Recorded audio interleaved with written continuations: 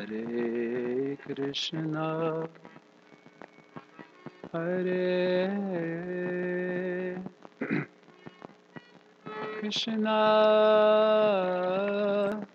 Krishna Krishna, Hare Hare, Hare Rama, Hare Rama, Rama Rama, Hare Hare, Hare Krishna, Hare Krishna, Krishna Krishna, Hare Hare, Hare Rama, Hare Rama,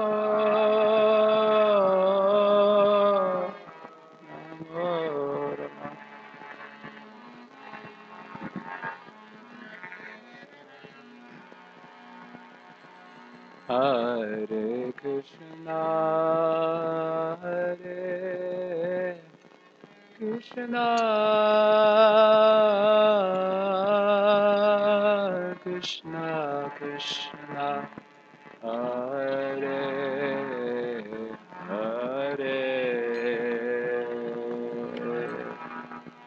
Hare Rama, Hare Rama, Rama Rama, Hare Hare, Hare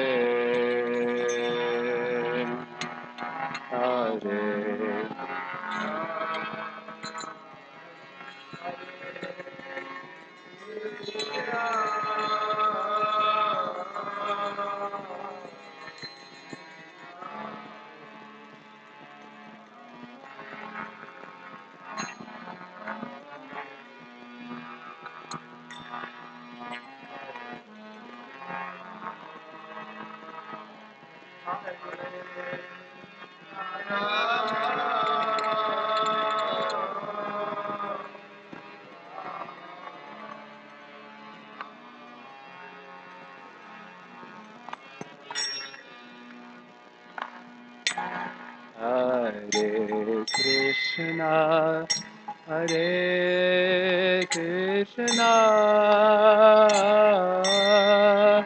Krishna Krishna, Hare Hare, Hare Rama, Hare Rama, Rama Rama, Hare Hare,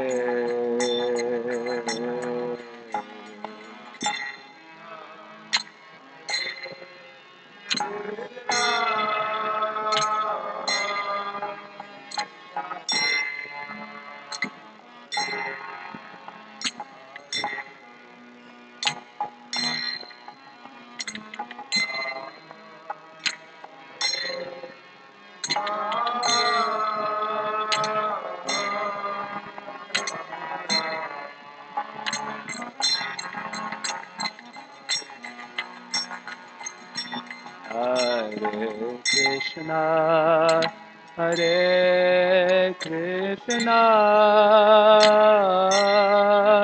Krishna Krishna, Hare Hare,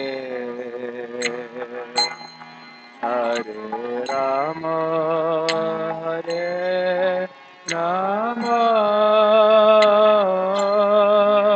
Rama Rama, Hare Hare,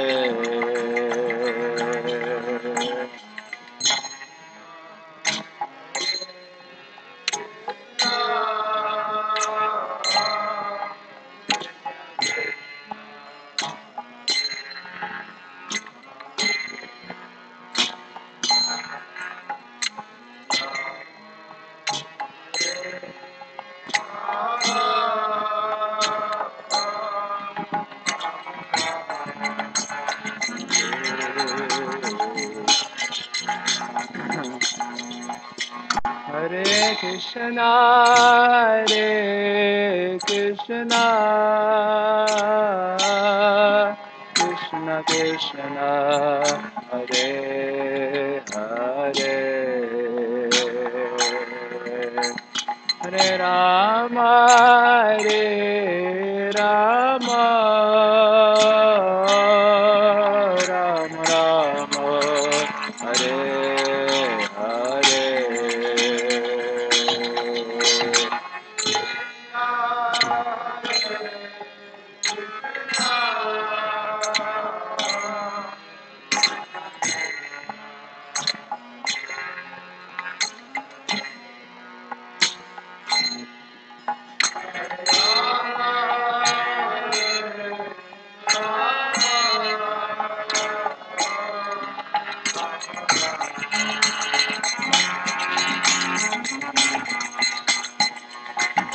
Hare Krishna, Hare Krishna,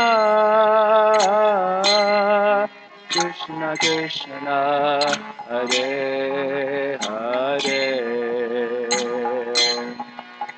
Hare Rama, Hare Rama, Rama Rama, Hare Hare.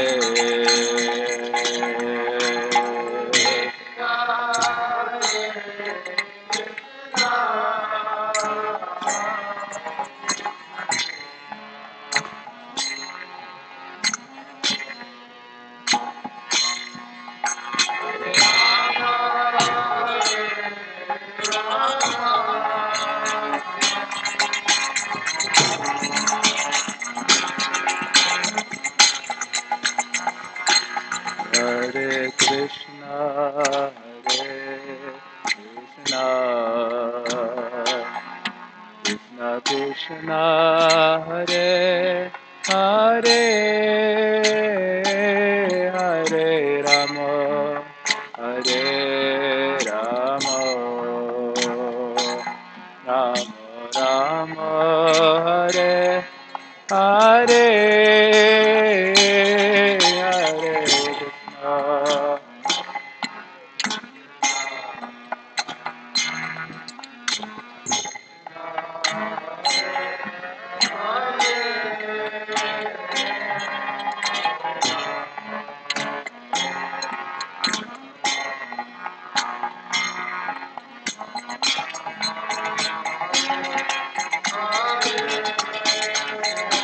Hare Krishna, Hare Krishna,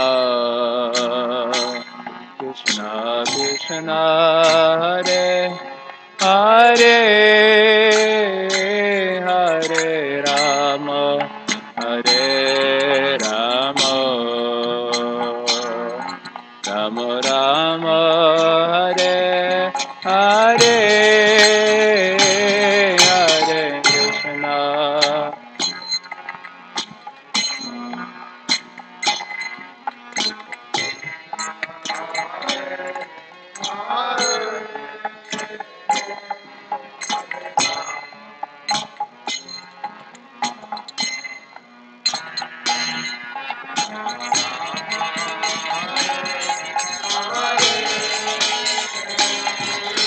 Hare Krishna, Hare Krishna, Krishna Krishna, Hare Hare,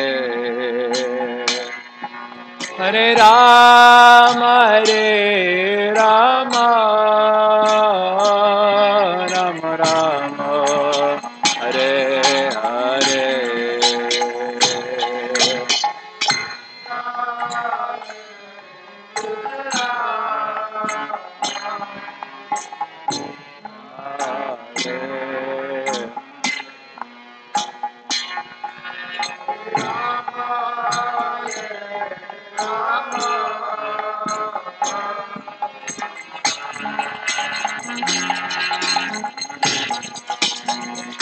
Hare Krishna, Hare Krishna,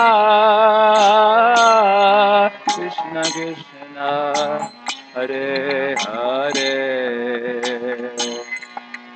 Hare Rama, Hare Rama, Rama Rama, Hare Hare.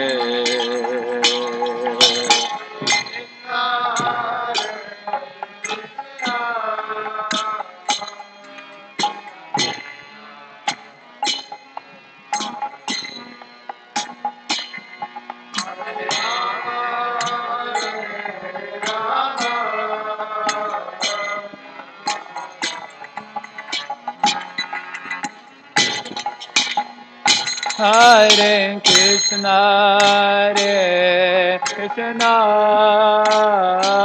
Krishna Krishna, Hare Hare, Hare Rama, Hare Rama, Rama Rama, Hare Hare.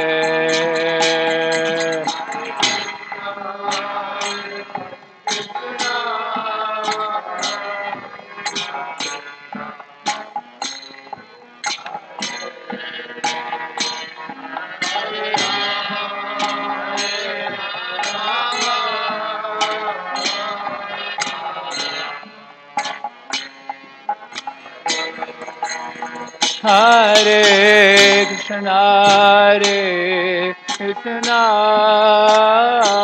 Krishna Krishna, Hare Hare, Hare Rama, Hare Rama, Rama Rama, Hare Hare.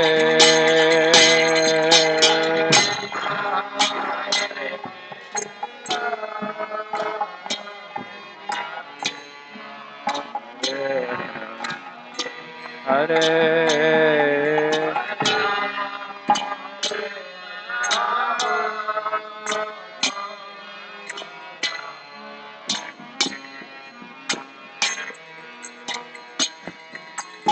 Krishna, Hare Krishna, Krishna Hare Hare, Hare Rama, Hare Rama, Rama Rama, Hare Hare.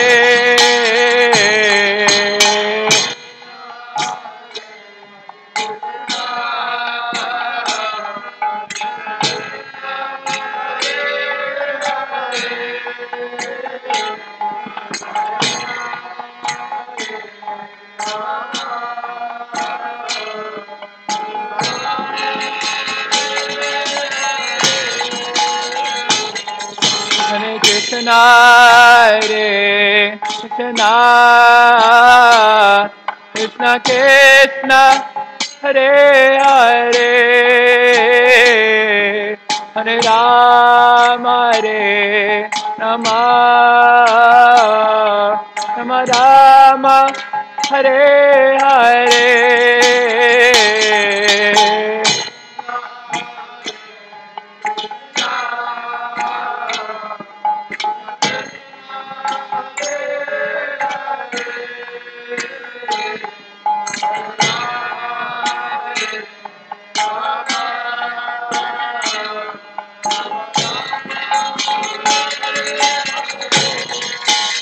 Hare Krishna, Hare Krishna, Krishna Krishna, Hare Hare,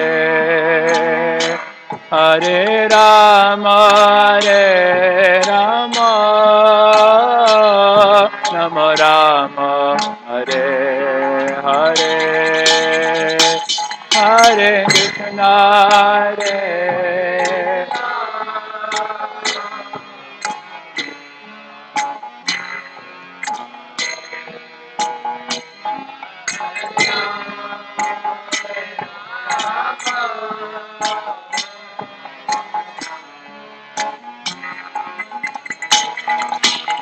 Hare Krishna, Hare Krishna, Krishna Krishna, Hare Hare, Hare Rama.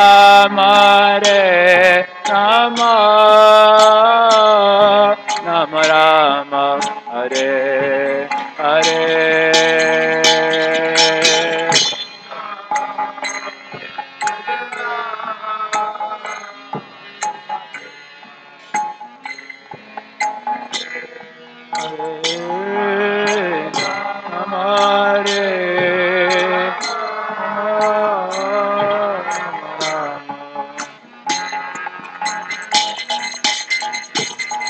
Hare Krishna, Hare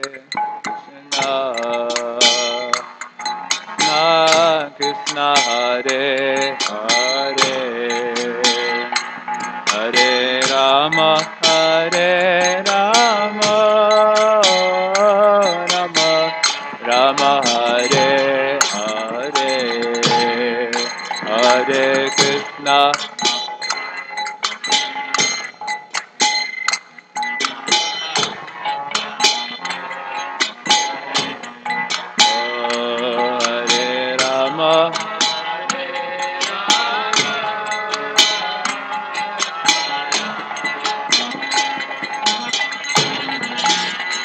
Hare Krishna, Hare Krishna, Krishna Krishna, Hare Hare, Hare Rama, Hare Rama, Rama Rama, Hare Hare, Hare Krishna, Krishna Krishna, Hare Hare Rama,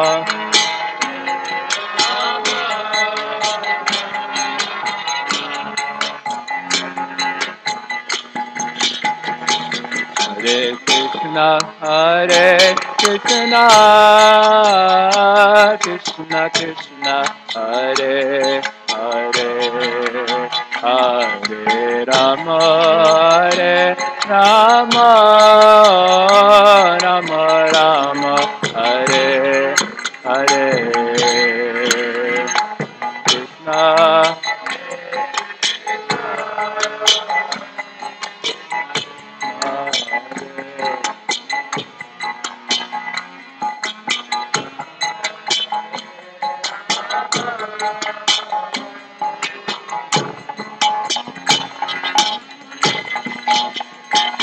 Hare Krishna, Hare Krishna, Krishna Krishna, Hare Hare, Hare Rama, Hare Rama, Rama Rama, Hare Hare.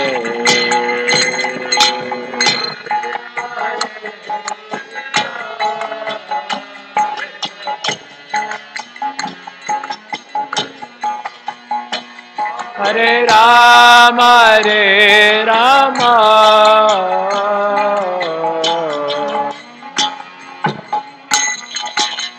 Hare Krishna, Hare Krishna, Krishna Krishna, Hare Hare,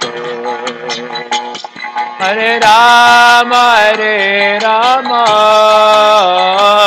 Rama Rama, Hare Hare.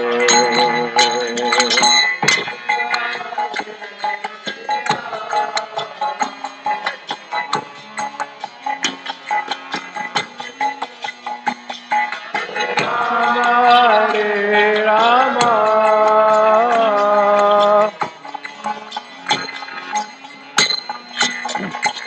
Hare Krishna, Hare Krishna, Krishna Krishna, Hare Hare,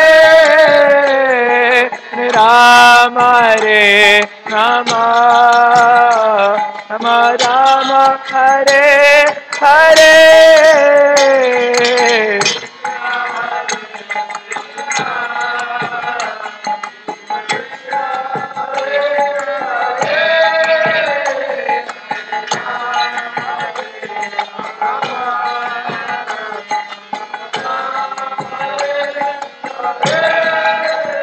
Hare Krishna, Hare Krishna, Krishna Krishna, Hare Hare, Hare Rama, Rama Rama, Hare Hare.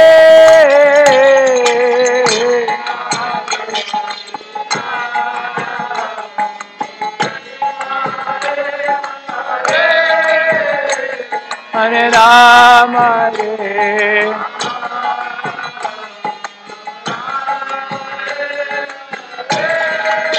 Hare Krishna, Krishna Krishna, Hare Hare, Hare Rama, Rama Rama, Hare Hare, Hare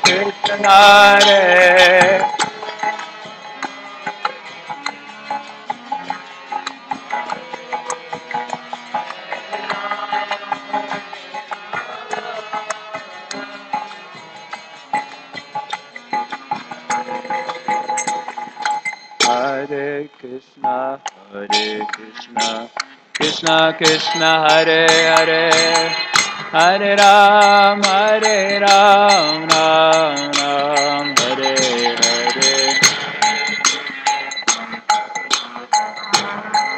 That's a little low. Hare Ram, Hare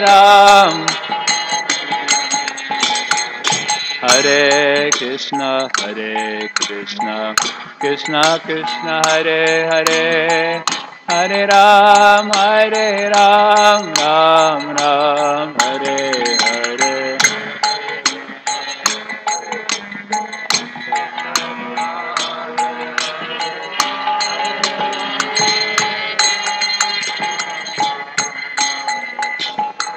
Hare Krishna,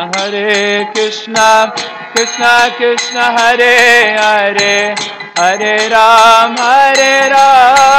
Rama Rama, Hare Hare.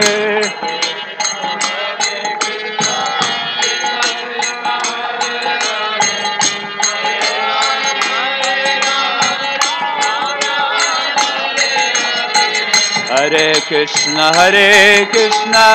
Krishna Krishna, Hare Hare, Hare Ram, Rama Rama, Hare Hare.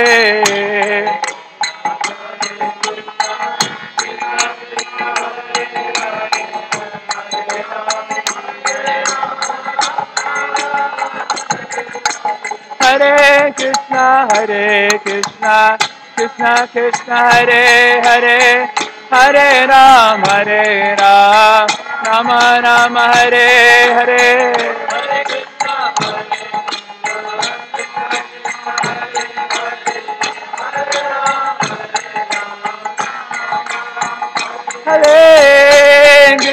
Hare Krishna, Krishna Krishna, Hare Hare, Hare Ram, Ram Ram, Hare Hare.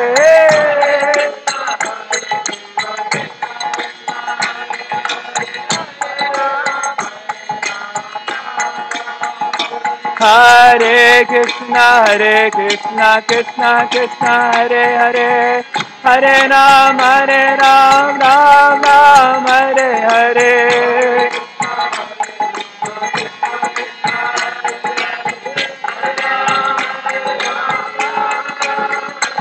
Hare Krishna, Krishna Krishna, Hare Hare, Hare Ram, Ram Ram, Hare Hare.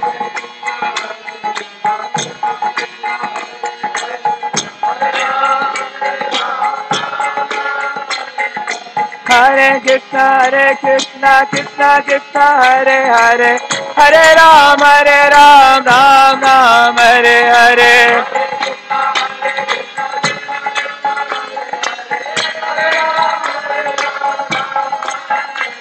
Hare Krishna, Krishna Hare Hare, Hare Ram, Ram Ram, Hare Hare.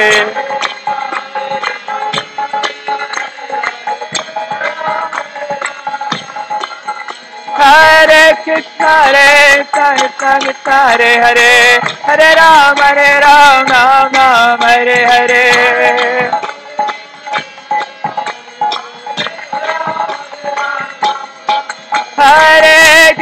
Hare Krishna, Krishna Krishna, Hare Hare, Hare Ram, Ram Ram, Hare Hare.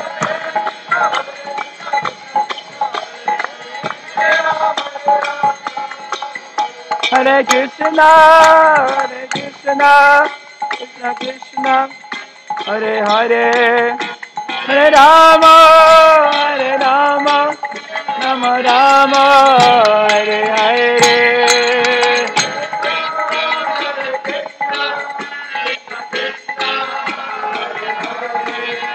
Hare Rama,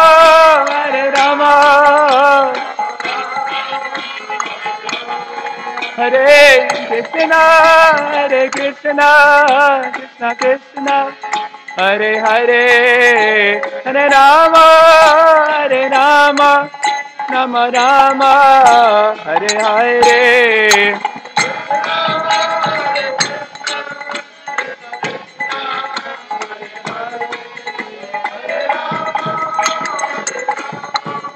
Rama Rama, Hare Hare.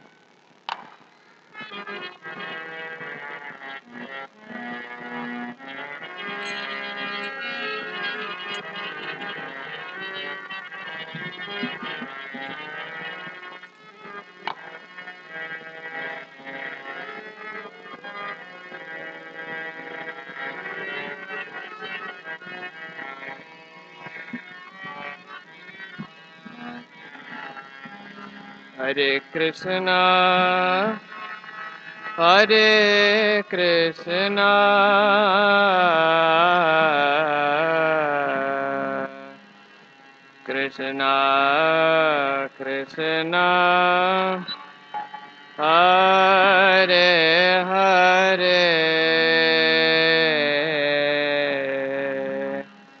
Hare, Hare Rama, Hare Rama,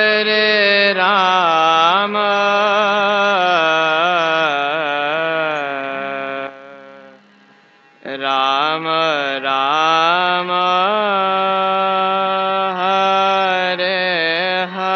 Hare.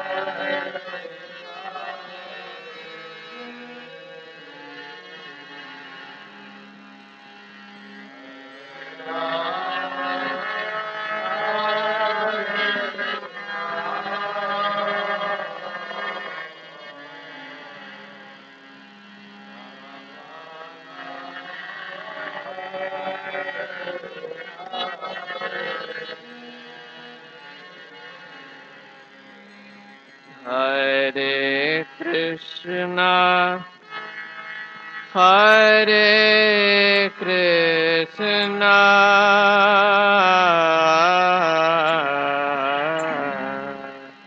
Krishna Krishna, Hare Hare,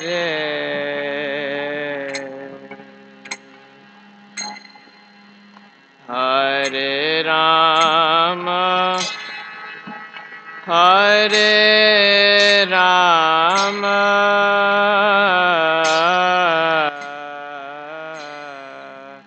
Rama Rama, Hare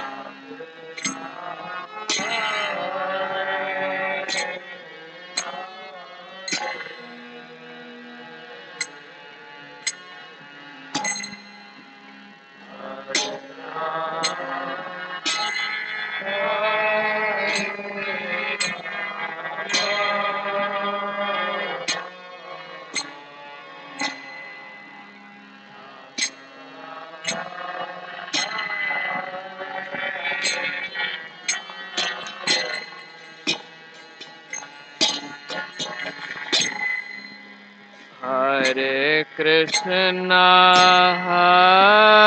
Hare Krishna,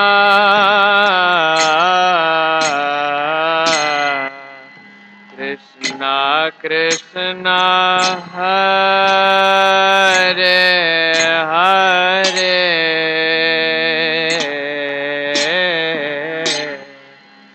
Hare Rama, Hare Rama,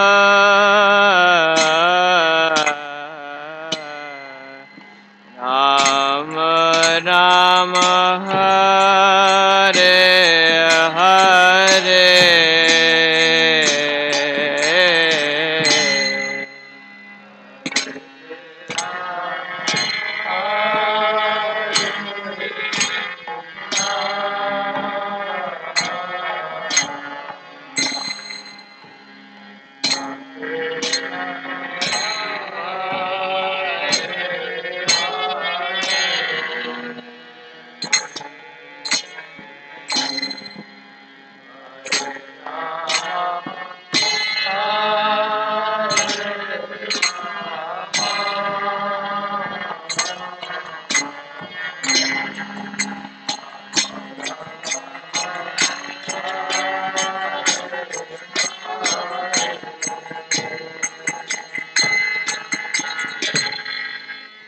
Hare Krishna, Hare Krishna, Krishna Krishna, Hare Hare,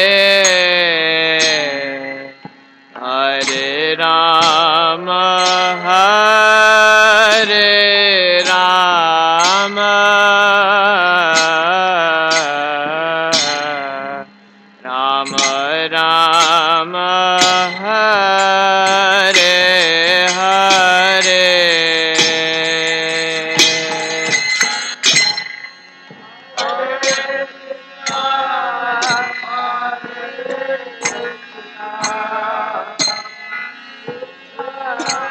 Krishna, Hare Hare,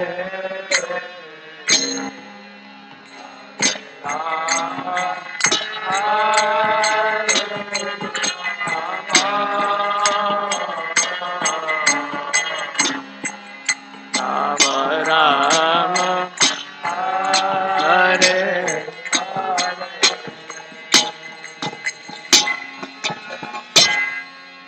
Hare Krishna, Hare Krishna, Krishna Krishna, Hare Hare, Hare Rama, Hare Rama, Rama Rama, Hare Hare.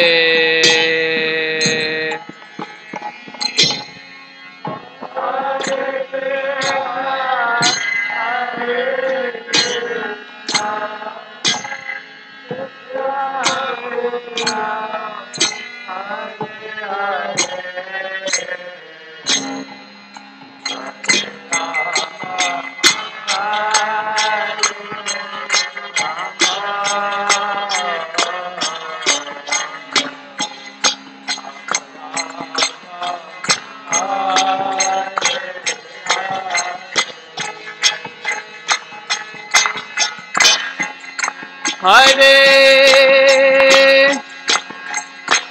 Krishna,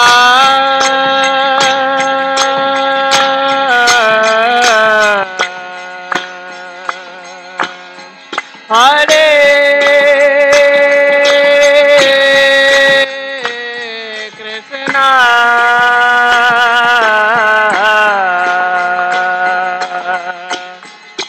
Krishna Krishna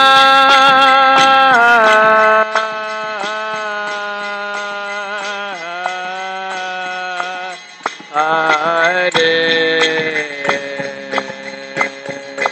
Hare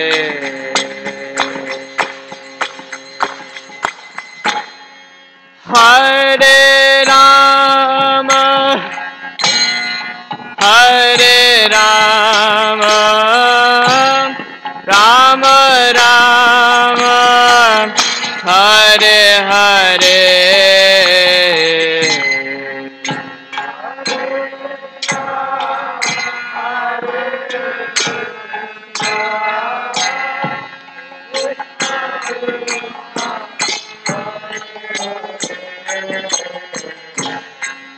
Hare Rama Hare Rama Rama Rama Hare Hare Hare Krishna Hare Krishna Krishna Krishna Hare Hare Hare Rama Hare Rama Rama Rama Hare Hare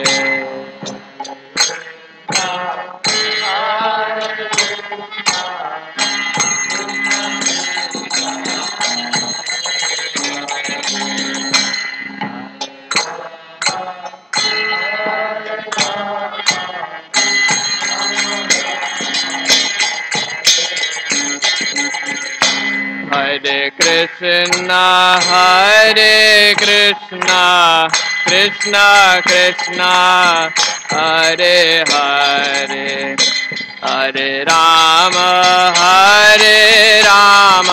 Rama Rama Hare Hare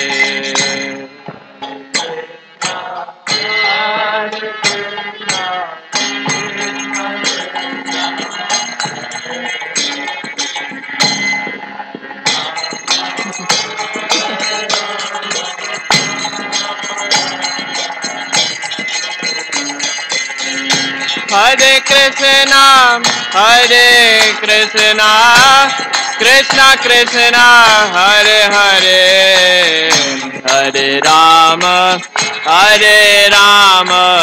Rama Rama Hare Hare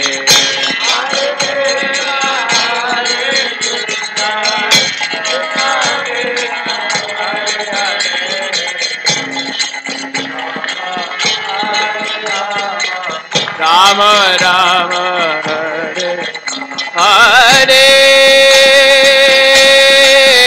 Krishna Hare Krishna Krishna Krishna Hare Hare Hare Rama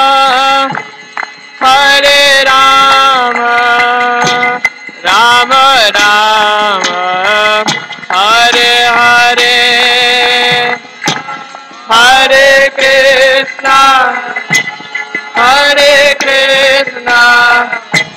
Krishna Krishna Hare Hare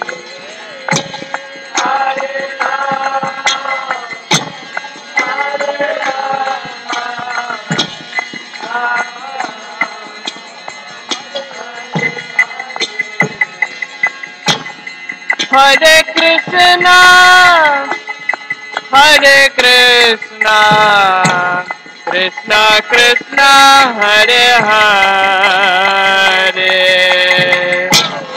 Hare Rama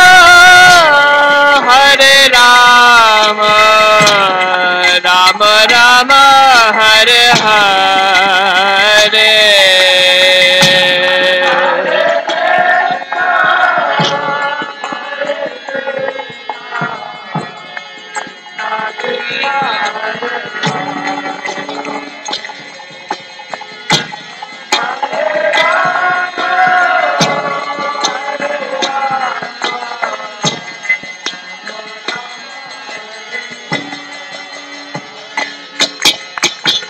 Hare Krishna,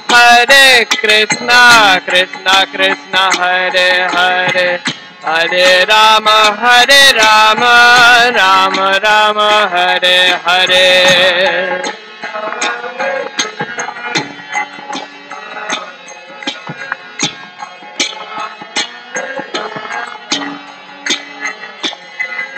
Hare Krishna,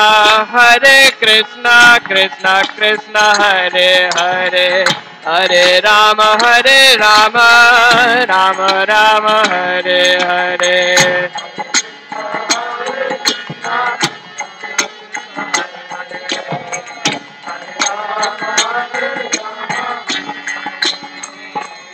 Hare Krishna,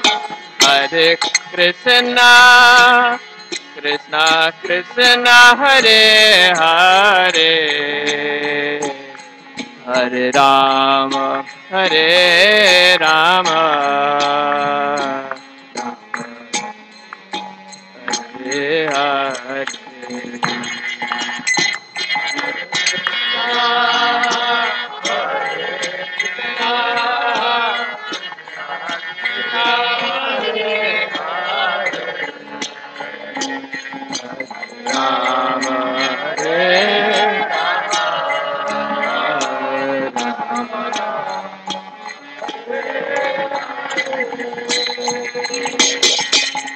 Hare Krishna, Krishna Krishna Hare Hare, Hare Ram, Rama Rama, Hare Hare.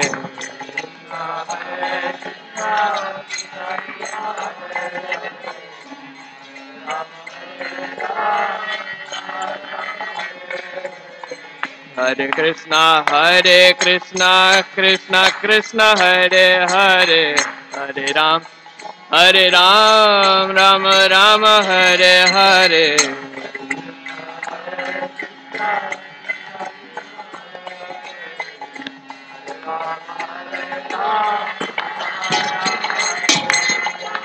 Hare Krishna, Krishna Krishna Hare Hare, Hare Rama, Rama Rama, Hare Hare.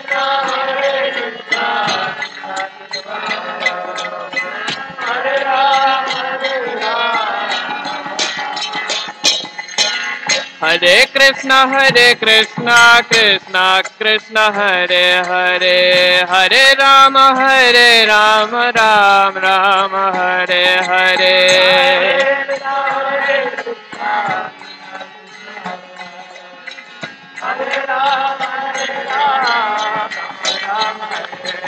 Hare Krishna, Krishna Krishna Hare Hare, Hare Rama, Rama Rama, Hare Hare.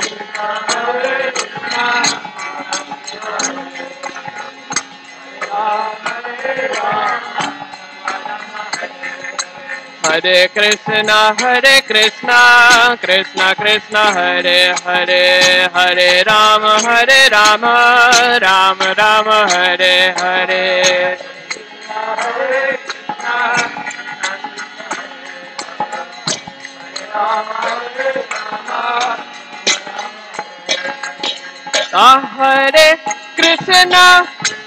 Hare Krishna, Krishna Krishna Hare Hare, Hare Rama, Rama Rama, Hare Hare.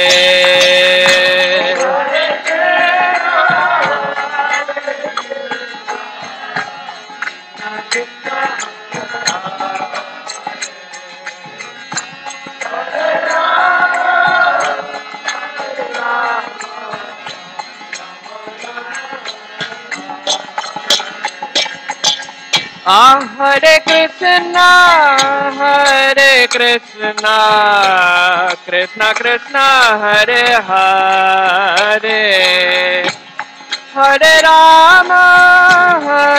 Rama, Rama Rama, Hare Hare.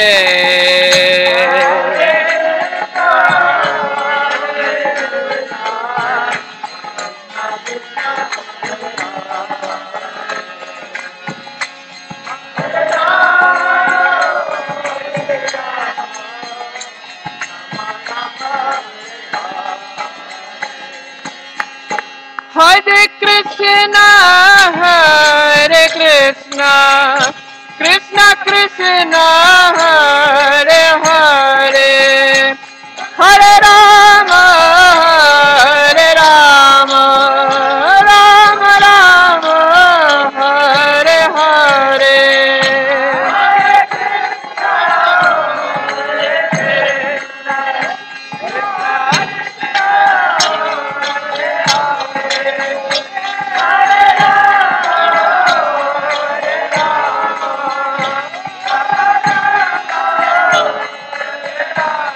Hare Krishna, Hare Krishna, Krishna Krishna, Hare Hare, Hare Rama, Hare Rama, Rama Rama, Hare Hare.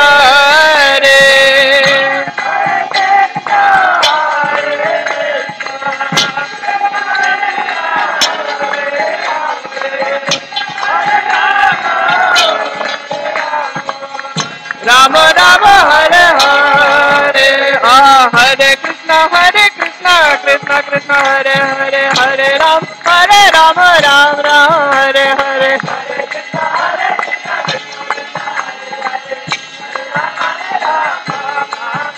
Hare Krishna, Krishna Krishna, Hare Hare, Hare Ram, Ram Ram, Hare Hare.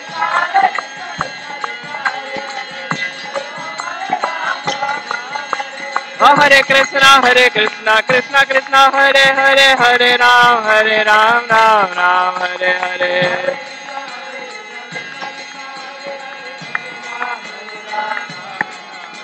Hare Krishna, Krishna Krishna, Hare Hare, Hare Ram, Ram Ram, Hare Hare.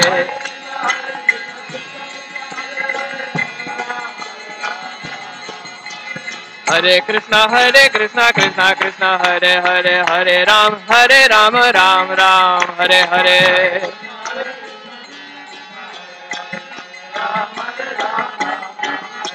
Hare Krishna, Krishna Krishna, Hare Hare, Hare Ram, Ram Ram, Hare Hare.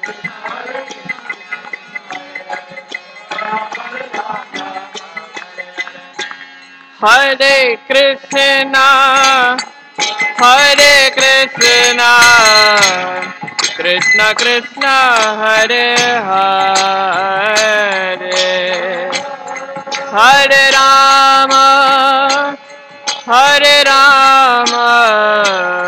Rama Rama, Hare Hare.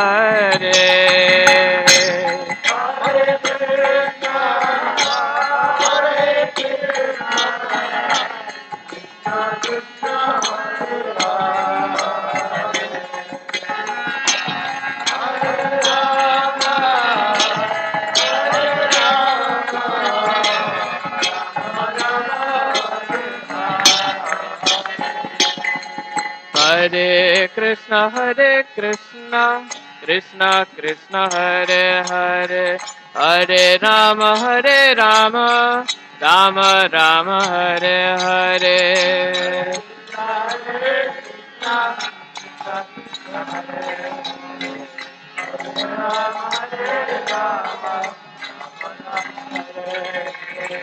Hare Krishna, Krishna Krishna, Hare Hare, Hare Ram, Ram Rama, Hare Hare.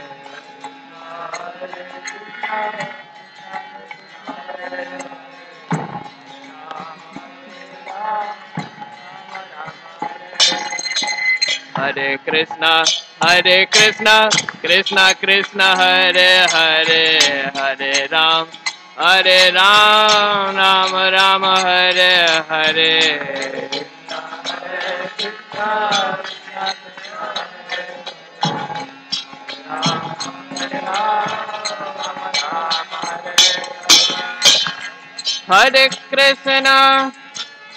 Hare Krishna, Krishna Krishna, Hare Hare, Hare Rama, Rama Rama, Hare Hare. Hare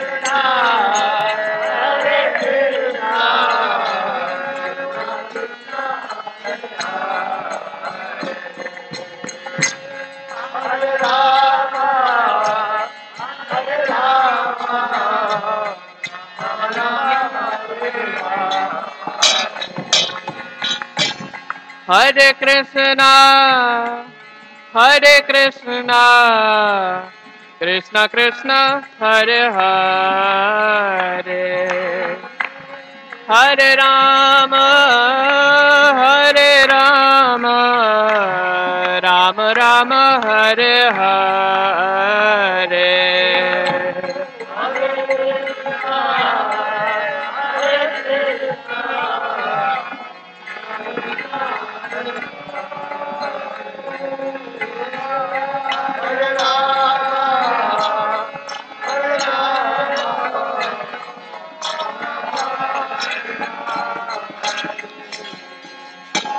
Hare Krishna, Hare Krishna, Krishna Krishna, Hare Hare,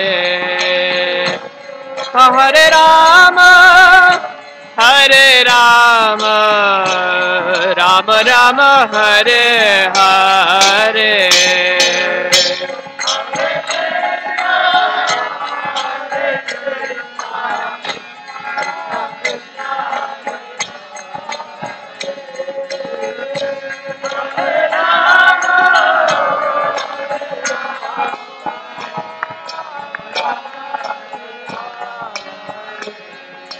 Hare Krishna, Krishna Krishna, Hare Hare, Hare Rama, Ram Rama, Hare Hare.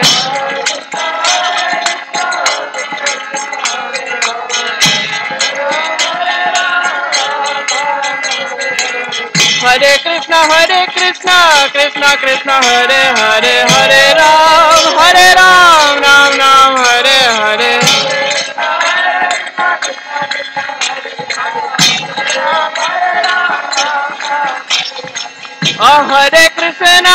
Hare Krishna, Krishna Krishna, Hare Hare, Hare Rama, Rama Rama, Hare Hare.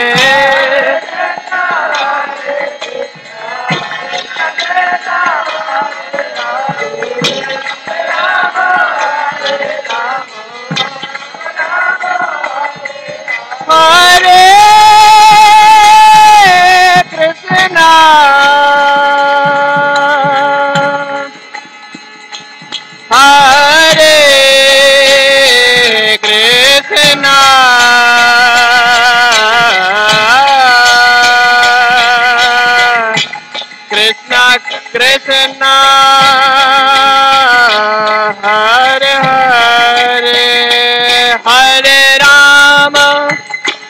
Hare Rama, Rama Rama, Hare Hare.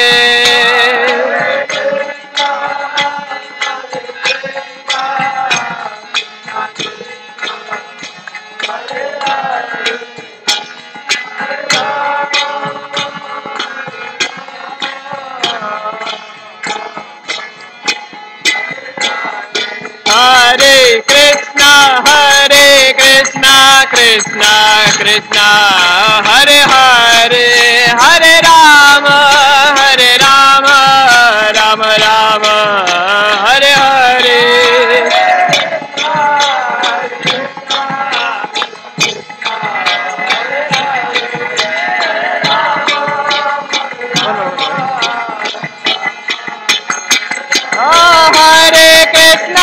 Hare Krishna, Krishna Krishna, Hare Hare, Hare Rama,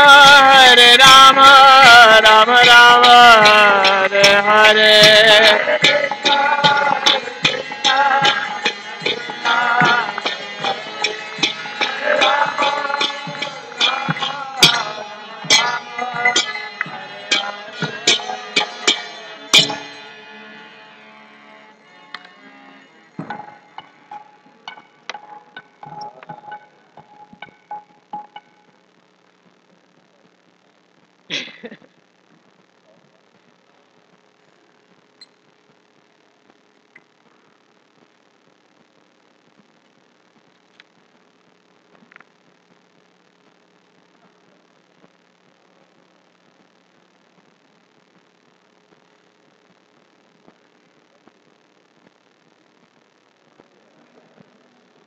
Hare Krishna. Devotees, can you all please come a little bit closer? I'll speak English. I just wanted a brief introduction.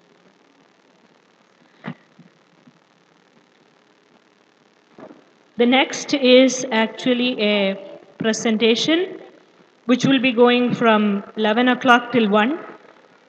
Selected verses on theme of Shravanam, Kirtanam, Smaranam. So,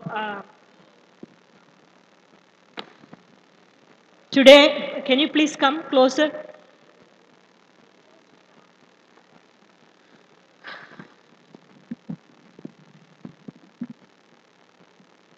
We have 4 speakers. Her Grace Prema Tarangini Devidasi Mataji, His Grace Jai Jagannath Dasa Prabhu, Her Grace Krishnarchana Devidasi Mataji, and myself.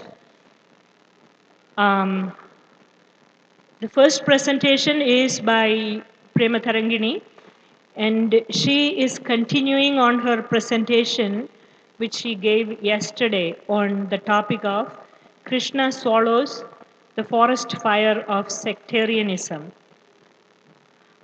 And the next topic is by His Grace Jai Jagannath Dasa Prabhu. He will be speaking on Gateway to Bhakti, Sharanagati and Sadhu Seva. Taste for hearing and chanting comes through the medium of service to the pure devotee of the Lord.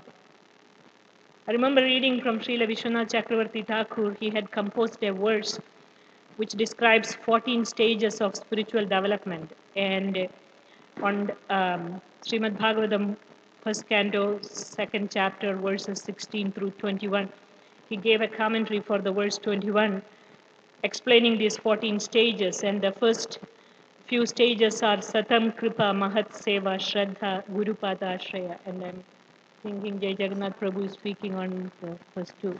Yes. The next presentation is by Krishnarchana Devidasi on Srimad Bhagavatam verse 1.2.17, Shrunvatam Swakatha Krishna verse, which we are all familiar with. Krishna cleanses the desire for material enjoyment from the heart of the devotee who has developed the urge to hear his messages. And I will be speaking on the next verse, verse number 18. Nastya prayeshu abhadreshu nityam bhagavada sevaya bhagavadyuttama sloke bhaktir bhavati naistiki. By hearing Srimad Bhagavatam and rendering service to the pure devotee, all that is troublesome to the heart is almost completely destroyed.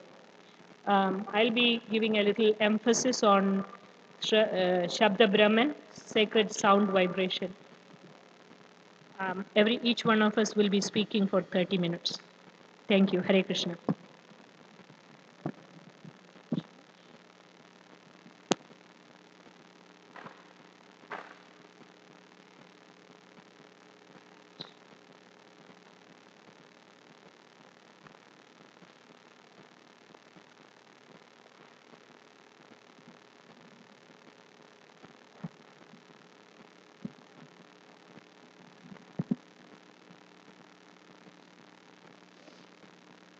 ज्ञानातिमिरन्दस्य ज्ञानाञ्जनशलाकया चक्षुरुन्मिलितं येन तस्मै श्रीगुरवे नमः। श्रीचैतन्यमनोभीष्टां स्थापितां येन भूतले स्वयं रूपा कदा मह्यं ददाति स्वपदान्तिकम्। वाञ्छाकल्पतरुभ्यश्च कृपा सिन्धुभ्य एव च पतितानां पावनेभ्यो वैष्णवेभ्यो नमो नमः। जय श्रीकृष्ण चैतन्य प्रभु नित्यानन्द श्री अद्वैत गदाधर शिवासदि गौरभक्तवृन्द। हरे कृष्णा कृष्णा कृष्णा हरे हरे, हरे Ram Ram Ram Hare Hare. Wanted to thank the Kirtan group people for the wonderful Kirtan. It almost feels like I don't need to do this session at all because it was just so blissful. but we'll continue it. There were a couple of devotees after yesterday's session who came to me and said, well, Krishna swallowed the forest fire of sectarianism, but then we see all these divisions everywhere, all around. So how are we supposed to take it? So a lot, because of time and also my limited capacity to express myself, a lot of what we're going to do in the next half an hour is going to be reading from what our acharyas are speaking on this topic. This was the place where the Leela happened. So we discussed how the first forest fire represents hatred, arguments between Vaishnavas or different religions or any type of clash or conflict. And the second, and that was my main focus also for the talk. We didn't cover so much about what the second forest fire represents, but this is intercommunal discord. And the second forest fire represents disruption of religious principles and interference with religious people by atheism. This is somewhat a little bit more easier to understand, and we also see how it influences Krishna consciousness. And then there's subtler varieties of that, of course. So what I wanted to focus on is there's a very nice section in the introduction of Krishna Samhita, book written by Bhaktivinoda Thakur, and there's a talk given by Bhaktisiddhanta that's quoted here, or it's from Harmonist article actually. So here's how he describes sectarianism, Bhaktisiddhanta Saraswati Thakur. Sectarianism is a natural byproduct of the absolute truth. When acharyas first ascertain and instruct the truth, it is not polluted with sectarianism, but the rules and regulations received through disciplic succession regarding the goal and the method of achieving it are changed in due course of time according to the mentality and locale of the people. A rule that is followed by one society is not necessarily accepted in another society. That is why one community is different from another. As a community gradually develops more respect for its own standards, it develops hatred towards other communities and considers their standards inferior. These sectarian symptoms are seen in all countries since time immemorial. This is prominent amongst neophytes and found to some extent amongst Madhyamadhikaris. Amongst Uttamadhikaris, however, there's no trace of sectarianism. So we see how it all starts. Adherence to a particular standard is a prominent symptom of a society, and he describes there's three types. I'm not going to really discuss them, but just because he describes, I'm quoting them here. Alochakagata is when sectarianists accept some external signs, and based on that there's divisions. Or alochanagata, different activities practiced in the process of worship, sacrifices, austerities, fire sacrifices, vows, studying scriptures, deity worship, etc. Alochagata is attributing personalism or impersonalism on the Supreme Lord, installing deities, exhibiting the mood of an incarnation of the Lord, speculating on heaven and hell, and describing the future destination of the soul. So the different forms of these spiritual activities create divisions of sectarianism. Differences that arise from places, times, languages, behaviors, foods, dresses, and natures of various communities are incorporated within their spiritual practices, and gradually they make one community so completely different from another community that even the consideration that everyone is a human being may cease to exist. Due to these differences, there is disagreement cessation of social intercourse and fighting, even up to the point of killing one another. Further describes, it's the same article. When an ass-like mentality becomes prominent within the Kanishta Adhikaris, then they certainly indulge in these things. But if they develop a swan-like mentality, then they do not take part in quarrels. Rather, they endeavor to attain a higher level. Madhyamadhikaris do not quarrel so much about external standards, but they're always attacked by philosophical disagreements. Sometimes they condemn the standards of neophytes and establish their own standards as superior. In such cases, they're also considered as-like people. Otherwise, if they had a swan-like mentality and a desire to attain a higher level, they would respect others' practices and inquire about higher topics. Contradictions actually arise only due to ass-like mentality. Swan-like persons consider the necessity for different practices according to one's qualification, so they naturally become detached from sectarian quarrels. So this is something we were talking about yesterday too, that we all have these different kinds of faith or conceptions. Jagannath Prabhu brought up that question also, that we may have these different kinds of practices based on our conceptions, but yet part of rising above that is to consider the essences that Vida Prabhu was describing, being a swan-like persons. They consider actually the necessity for those different practices according to each person's adhikar, and so they're detached from any sectarian quarrels. They respect everyone's positions. In this regard, it should be known that both ass-like and swan-like people are found amongst the Kanishta-adhikaris and Madhyama-adhikaris. Although swan-like personalities may accept a particular practice from birth or childhood, according to instructions if received, they nevertheless remain indifferent and non-sectarian. And finally, harmony is possible only when one has obtained a firm footing in the dharma, the function of the soul.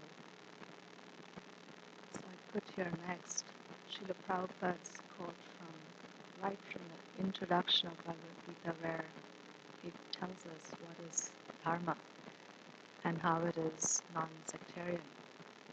This is the only way it's actually possible for things to not become divided if we consider this true essence of what is the dharma of the soul. Sanatana Dharma is eternally integral with the living entity. When we speak of Sanatana Dharma, therefore, we must take it for granted on the authority of Sripad Ramanujacharya that it has neither beginning nor end. That which has neither end nor beginning must not be sectarian, for it cannot be limited by any boundaries. Those belonging to some sectarian faith will wrongly consider that Sanatana Dharma is also sectarian. But if we go deeply into the matter and consider it in the light of modern science, it is possible for us to see that Sanatana Dharma is the business of all the people of the world, nay, of all the living entities of the universe. And here's another little part from Bhaktisiddhanta Vaibhav, telling us a little secret, applying this in practice. Much malcontent centered on a leading administrator who was a grihastha. And when it became obvious that he was speculating large sums, the sannyasis and brahmacharis resolved to give him nothing more. They stopped going out for preaching and bhiksha and deputed Srimad Sridhar Maharaj to verbalize their concerns to their Gurudev. Srila Saraswati Thakur was pacing up and down the veranda of Sri Gaudiya Math chanting japa. When Sridhar Maharaj approached him, yet he stopped and listened intently. His response was unexpected. Why are you grumbling? Your minds have become distorted. Others may have insufficient judiciousness to care about the absolute goal, but why don't you concentrate on that? Have you come for Hari Bhajan or to count money? Can you not reform your god brother? If I had to employ a manager as expert as he, I would have to pay a considerable salary. Suppose he's defalcating. Why begrudge him? If you also need money, I will arrange it for you. Sridhar Maharaj bowed his head and admitted, our way of thinking was mistaken. He returned to his anxiously waiting god brothers and explained, we have come to perform bhajan, not to acquire money or prestige. If others are bent on destroying themselves by looting, we shouldn't be preoccupied with them, but should simply focus on our own bhajan. And forgive me for reading so much. I would have just read from the book, but I'm putting it up here because it's hard to pay attention if one is just reading. And I'm just reading because I can't repeat really what Bhaktisiddhanta said. My language is limited. My realization is limited, but I wanted you to hear some of these wonderful things that our acharyas are speaking on this topic. And there's more. Srila Bhaktisiddhanta Saraswati Thakur did not accept that the quintessential Gaudiya Math could be polluted by the misbehavior of any delinquent members. He delineated the difference between genuine disciples and motivated followers, between the real transcendental Gaudiya Math and its outer semblance. Sri Gaudiya Math does not and cannot have anything in common with those who duplicitously join it with a motive to misuse divine knowledge to serve their own selfish ends. Feigned diksha and obtainment of divine knowledge are never identical. Sri Chaitanya and his sincere devotees are eternally present in Sri Gaudiya Math. So here's something that Bhaktisiddhanta showed by his own example of how he was such a non-sectarian person, though he spoke very strongly at times. Despite his inexorable criticism of misrepresentatives of Vaishnava Dharma, Srila Saraswati Thakur was clearly not sectarian, for he recognized genuine devotion wherever it was manifest, and that he profoundly respected the four bona fide Vaishnava Sampradayas was apparent from his installing at Sri Chaitanya Math the deities of their founding acharyas. Srila Bhaktivinoda Thakur had quoted Sri Chaitanya Mahaprabhu as incorporating into his teachings two essential items from each Sampradaya Acharya. From Madhva, complete conquest over Mayavad and service to the deity of Krishna, accepting him as eternal spiritual truth. From Ramanuja, the template of bhakti unpolluted by karma and jnana, and service to devotees. Vishnu Swami, the mood of considering that everything belongs to Krishna and the Raga Marg. And from Nimbarka, the need to take exclusive shelter of Radha and Gopi Bhav. Srila Bhaktivinoda Thakur had predicted that soon all devotional sampradayas would merge into one, which would be known as the Sri Brahma Sampradaya. To rule a kingdom, a king is required, and to correct the king, another person is required. He might tell the king, you're seeking private happiness, while we are seeking public happiness. But we say, we want neither public nor private happiness. We want only Krishna's happiness. The rulers have one kind of sectarian happiness, and the Congress people have another kind of sectarian happiness. We will not participate in any sectarian happiness. We will join the party of Krishna's happiness. We are not worshippers of Krishna alone, nor of Guru alone. We are worshippers of Krishna with his entourage. The topmost servitor of Krishna is Sri Guru Pada Padma, and I left out several sentences in between. We say there's no party feeling among Hari Guru Vaishnavas. They're not vying with non-devotees. We do not long to become big in this world by rivaling non-devotees. Our only hope and desire is to become a particle of dust at the lotus feet of Sri Chaitanya's Sri Rupa. And he quotes the famous verse, Abhidhana Strinam yache, yache, no. So here's a couple of quotes from Srila Prabhupada on sectarianism. As explained by the Lord in Bhagavad Gita, one cannot achieve the perfection of life merely by renouncing the material world or by executing ordinary sectarian religious principles.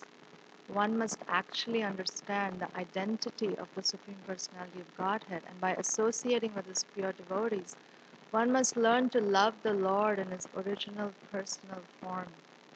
There is no need to entangle oneself in unauthorized sectarian rituals, injunctions, or prohibitions.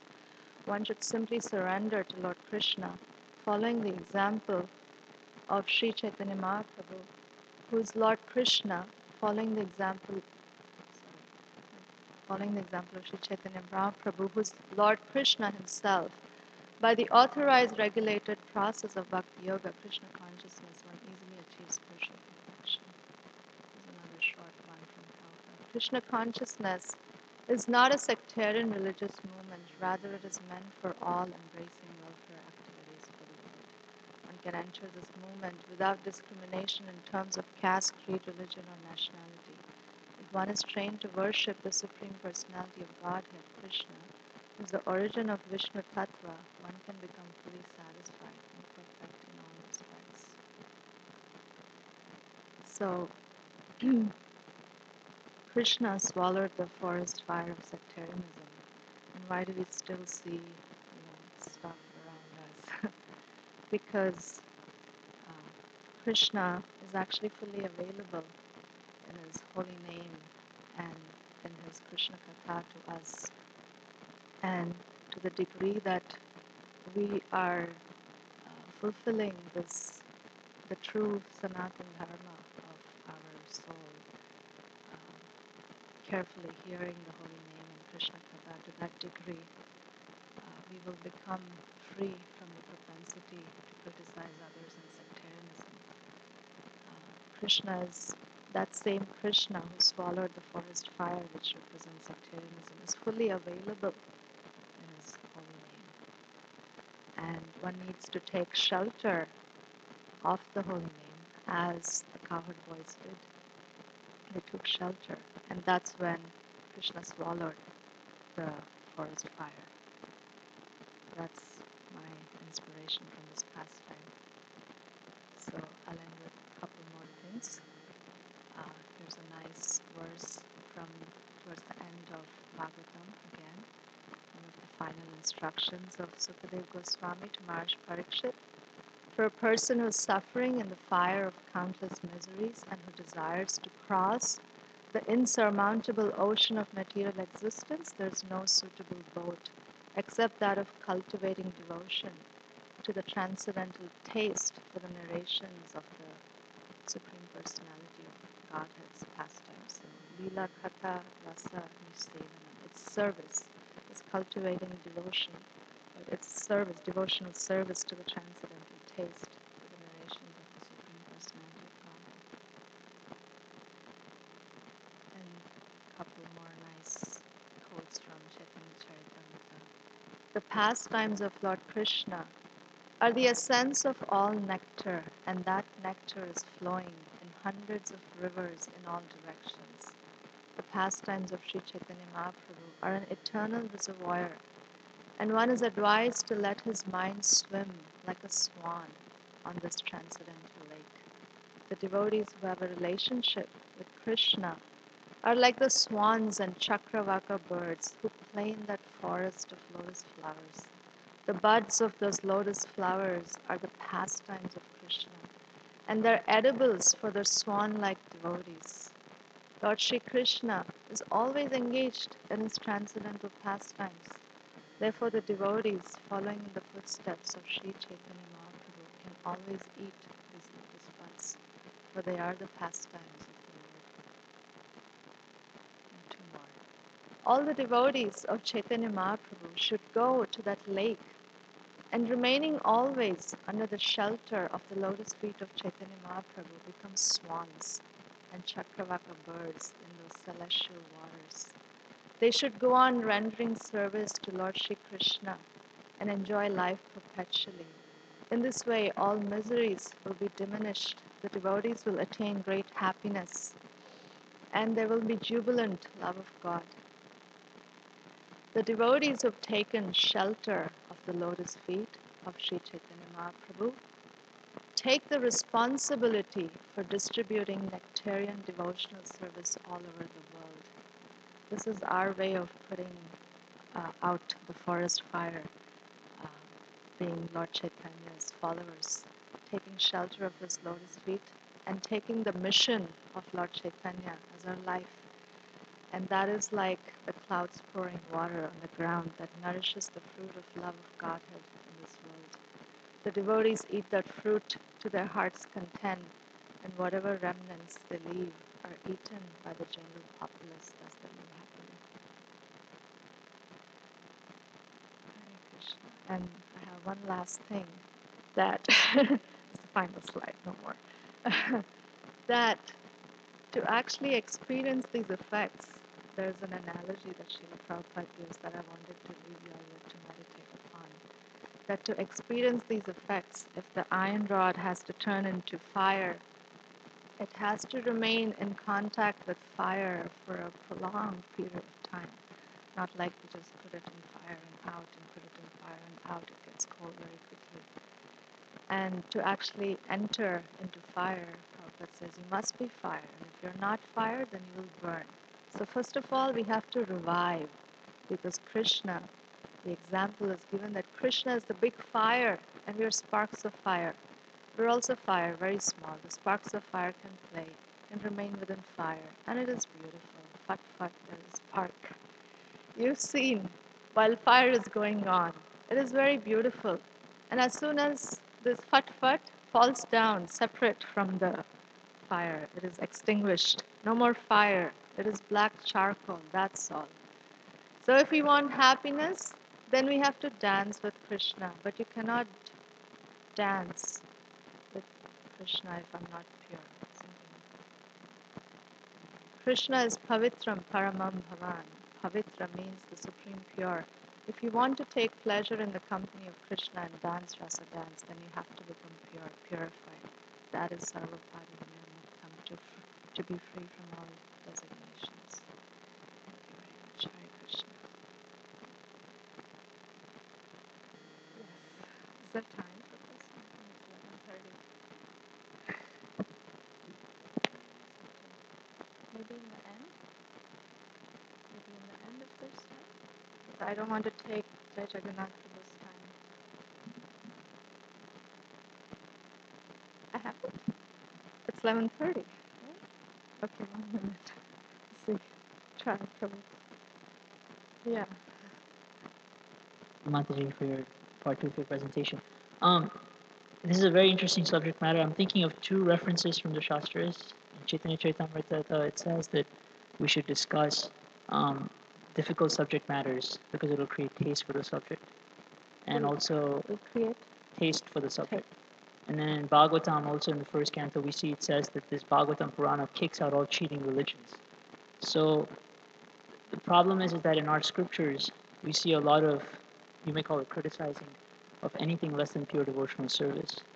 And Prabhupada in his quotes sometimes, it's so, just this morning Maharaj was quoting Prabhupada, he was telling his god brothers that you don't understand that you need the empowerment of Krishna. Like that he would, quote unquote, criticize his god brothers. Like that. So I was wondering if you could speak a little bit about the importance of that also.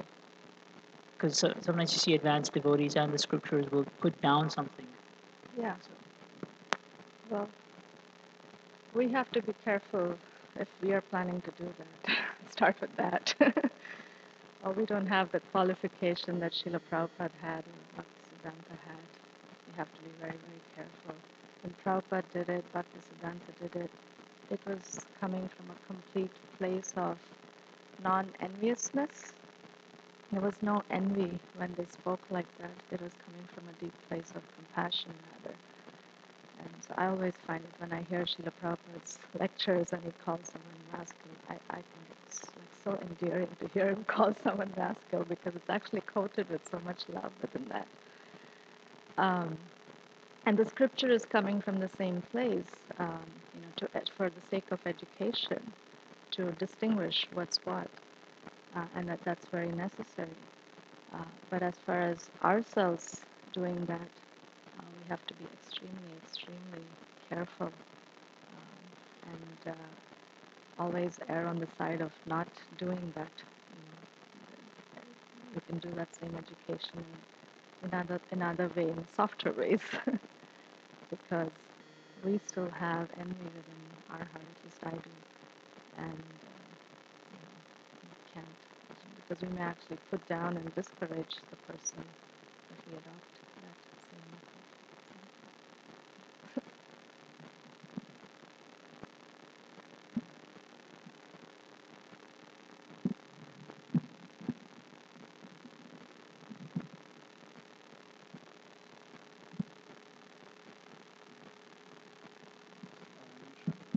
Angle this.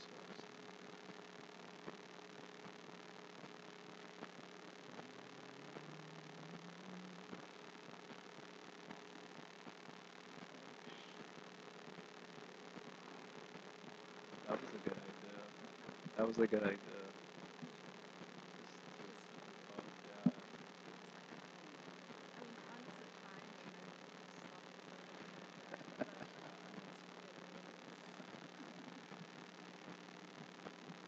Yeah. Hare Krishna.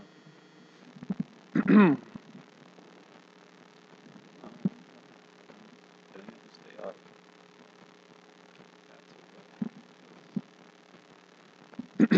I had hoped to be able to try to give some expression to the idea of the topic, Shravanam, Kirtanam, Smaranam, in terms of its reality and its semblance. That's what we were hearing about just a little bit in the presentation we just saw. I thought to start from the idea that Shravanam, Kirtanam, Smaranam is actually the natural expression of devotional service in the spiritual world. So they're eternal. They're activities of the eternal function of the soul. So so it has its primary presentation. You can think of it, if you had to take a visual to picture Shravanam, Kirtanam, Smaranam, it might be easy to visualize it in terms of like incessant and spontaneous waves coming out of the ocean of love that is the devotee's heart. So if you can imagine a devotee's heart like a huge ocean of prema, because that's what a devotee's heart is. And then the waves coming out of their heart is Shravanam, Kirtanam, Smaranam. So they're spontaneous actions of a loving disposition towards Krishna. And therefore, they're actually, from this context, they're actually incomprehensible because they're transcendental. So although one may think that it's easy to apply Shravanam, Kirtanam, Smaranam, in truth, it's actually not so easy because they're functions of transcendence and not anything material. And therefore, in our application of it, we may sometimes find ourselves feeling lacking, or at least lacking in experience when we do that. And that's because it's actually a transcendental activity. And therefore, it is hard to comprehend. In the spiritual world, the activities of Shravanam, Kirtanam, Smaranam are called anubhavas. Not getting into a very detailed discussion of that, but the idea is that a devotee who has developed love for God, then the conscious actions that take place from such love are called anubhavas. There are unconscious actions that take place also from love of God, which are called sattvika bhavas, where it's things like tears coming out of the eyes, like syringes, and hair standing on end and rolling on the ground in ecstasy. No one generally plans that out. That's not a planned activity. Of course, maybe if you want to try to attract some followers, if you go to Vrindavan, oftentimes you'll see people throughout the day just faint on the floor or something, start rolling around. And then afterwards, they're like talking peacefully with their friends and so on. So if you want to attract attention, you can do that. But the sattvika bhavas are actually, they're spontaneous and unpremeditated actions of a loving disposition. Whereas Shravanam, Kirtanam, and Smaranam are anubhavas. They're conscious decisions made from a spontaneous place of love of God. So it's a transcendental activity. That's the idea that I'm trying to express here. And therefore, in the material world, to apply Shravanam, Kirtanam, Smaranam is quite challenging because it is a transcendental function. One would have to be really, in order to evolve a profound experience from it, be on the transcendental platform. So this is the primary function of bhakti. Primary characteristic of bhakti is the Shravanam, Kirtanam, Smaranam. And its secondary function is that it awakens love of God. This is the secondary function. So this is, of course, applicable to us because we're trying to fill the crater, if you will, of our hearts. You can imagine like a huge meteor of hatred for Krishna has just landed in our heart. So there's this huge empty crater, and we're trying to fill that crater of aversion to God with an ocean of prema, by which these waves of Shravanam, Kirtanam, Smaranam can come out spontaneously. So the secondary function of these activities of devotional service is that it awakens devotion to Krishna. Tatasta lakshane upajaye premadan. Lord Chaitanya says like this in the Chaitanya Charitamrita. So then we're, of course, applying Shravanam, Kirtanam, Smaranam, and many of us may be feeling, of course, a lack of prema, which is okay because obviously it takes a long time, so we're kind of moving along with that idea, and that's true. But also we may be lacking even genuine interest after some time. The effect of applying something for a long time without experience is that one becomes a little weak in his enthusiasm. If it's not carefully tended to, then our enthusiasm for its application becomes weakened by lack of some type of transcendental experience, or at least something. Okay, it doesn't have to be totally transcendental, but at least something could be there as opposed to nothing. And so why does that take place? So I was kind of wanting to entertain that topic. And the idea that I wanted to bring out is that in the Shastras, when they speak about Shravanam, Kirtanam, Smaranam, and the various other angas of bhakti, it is assumed that one is completely surrendered to Krishna for that application to actually awaken prema. In other words, what precedes its application in terms of its substantial practice is Sharanagati, or surrender. This is how Jiva Goswami particularly discusses it in the Bhakti Sandarbha. He mentions actually two things that precede the angas of bhakti, and that's Sharanagati and its sadhu sangha. They're considered like the gateway in which one can actually enter into the realm of actual Shravanam, Kirtanam, and Smaranam. To say it in the other way, it is to say that if one is lacking in his surrender and not his movement through the gate of association with sadhus is missing, then so also is his experience derived from the practices or the application of Shravanam, Kirtanam, Smaranam. So Sharanagati is a very important point that, and Sharanagati, according to our acharyas, is considered the outer expression of one's faith. So generally when we speak of faith, faith is something of an intangible. You don't really see someone's faith. I can't look at you and tell what your faith is, at least directly. But a person's faith is indicated by his movement. And this is the idea that the Bhagavad Gita expresses, that which you have faith in, you move toward that.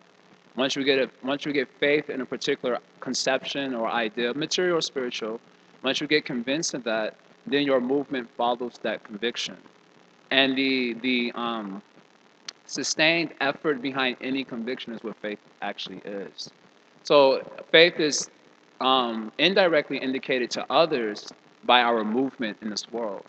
So say it in the other way to create a contrasting picture.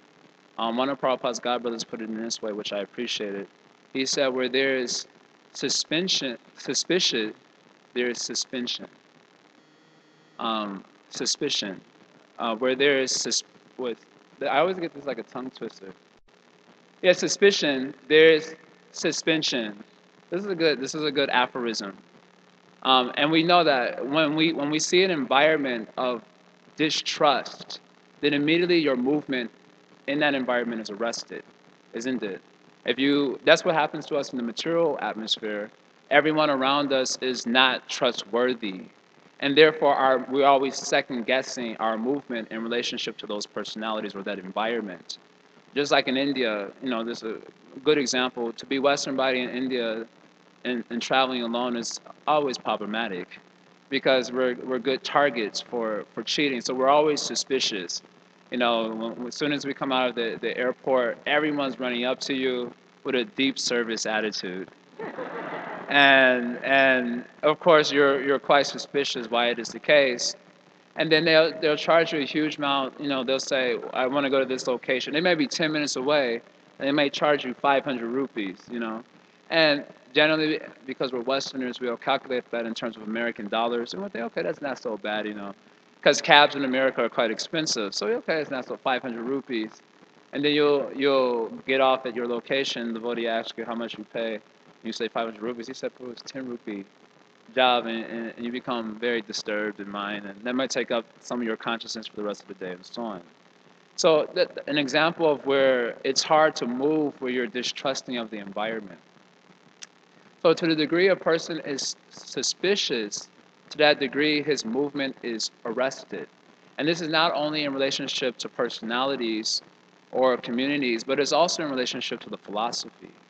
When we have doubts about our not only the goal of the philosophy, which is quite lofty, the idea of prema and its far out expressions, especially in the Chaitanya Charitamrita, which are quite uncomfortable actually. When you hear about Lord Chaitanya and some of his ecstatic symptoms, they're quite bewildering, in fact, if you're not very well informed about bhakti and so on. So one might be suspicious about the goal of the philosophy, or one might be suspicious about one's prospect in relationship to the goal. Okay, the goal is very real, but my prospect in achieving that goal seems too far away and not obtainable.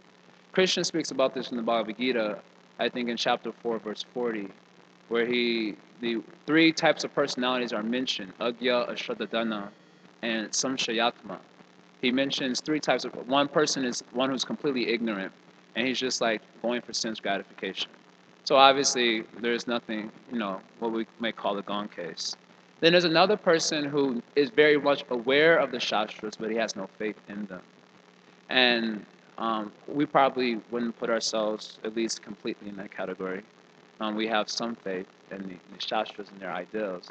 But then the third category is the one that's usually the pinching one for many of us, I would venture to say, is that there is faith in the Shastras, but there's doubts about one's own prospects and the things that the Shastra speaks about. So on account of that doubt or suspicion, there's suspension. Our movement toward that direction is not strong. And our movement in other things which we might consider practical or easily obtainable becomes stronger. So generally the word faith is usually thought of as something like a mental construct. It's just something that you believe in. But faith is actually much more subtle than belief, because you can believe in something but have faith in something else. This is the idea of the Bhagavad Gita. In Bhagavad Gita, Krishna says that a person is his faith. Shado ayam purusha, he says a person is composed of faith, or he is his faith. So although a person may mentally believe in so many things, like I mentioned, by his movement you can understand that his heart is really somewhere else. The word shraddha, one way it's broken down is shraddha, shraddha meaning to place the heart. So the actual word shraddha actually means the placement of the heart in a particular idea or conviction. So I might believe in something, like I believe in Krishna consciousness, which oftentimes is somewhat of perhaps a mental construct for those who are beginners at least. It might be more of a belief than something they've actually given their heart to just yet. They're still in the process of associating with devotees and so on. So it may be something they have yet to give in their heart to, so they like the idea of it. And it's kind of a mental construct.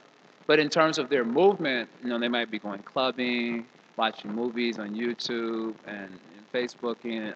And that way you can understand that their actual faith is that by enjoying, I will derive happiness, and not by the pursuit of Krishna consciousness. Although I like the ideas, they're kind of cool and so on. So then, in this way, you can see that faith is very subtle, because we may have a mental construct or a social construct, belief, in a particular idea, but our heart's not in it.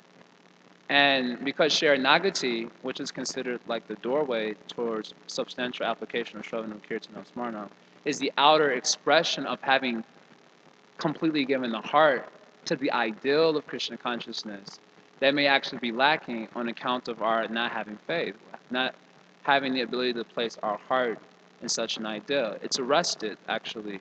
I was thinking of a verse, actually, Naibodvij Paradrataya Baitananyas, Twavirya Gayana Mahamrita Magna Chitta, Shoche Tato Vimukachetasa Indriyarta Maya Sukaya Paramudara. This is a very nice word Prahlad Maharaj is saying. He mentions that on this side of the Vantarani River, I am not experiencing any suffering, which is, objectively speaking, not true. Obviously, this is a very subjective presentation that he's giving to Lord Nrsimhadeva, because objectively, his life was quite miserable, as often is the case with most of the devotees in the Bhagavatam. Therefore, I often joke with people, don't let people read the Bhagavatam in the beginning, because they'll lose faith. Because of our general material approach towards Godhead. So he says, I'm not at all suffering in this material world. And he gives the reason why. He says, my consciousness, Magna Chitta, my consciousness is completely swimming in the nectar ocean of thinking about Krishna. Twa Virya Gayana, the nectar ocean of thinking about Krishna. And therefore, there is no suffering for me. But there is one thing that is disturbing to my mind. Shochetato means I'm lamenting over something. And he mentions that his lamentation is for the persons who are vimukha chaita sanindriyarta, whose attention on or consciousness on God has been drawn away from God and directed toward the material world on account of the senses, indriyarta. Due to the senses, their attention is being pulled from God towards the outer world, towards matter. And on account of that, Maya Sukha, they're going after Maya Sukha, the happiness of Maya, which is pretty dangerous.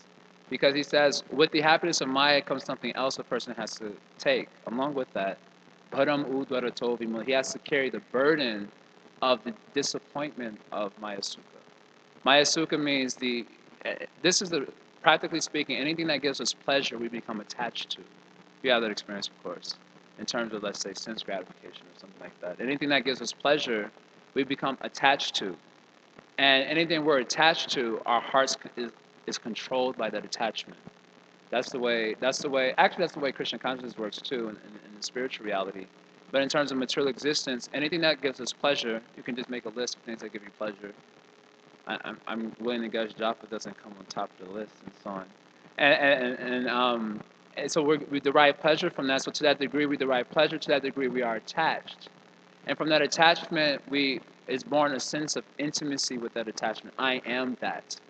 It's not that I'm just attached to that, but that is actually me. And therefore, my heart is controlled by that. This is what Maya Sukha does. So Maya is really heavy because she creates very pleasurable experiences, provided you got good karma. In the recent days, my karma hasn't been the best. So I'm getting a little bit of the bottom of the toe part right now. But provided you have good karma, then you get a pleasurable experience which you become attached to. You identify with that intimately. That it is me. Your heart's controlled by that. But then it disappears. It vanishes in due course. So this is the bottom, the weight of the Maya Sukha, the weight of disappointment, carrying the burden of despondency in the material world.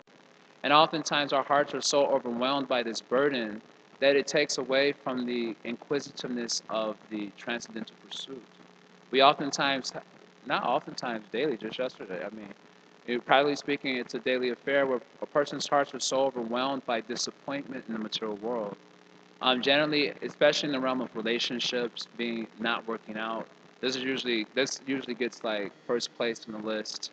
Some relationships not working out, or other things, health falling apart. This usually makes it towards the top of the list, or job search, or various things that disappear that we were attached to.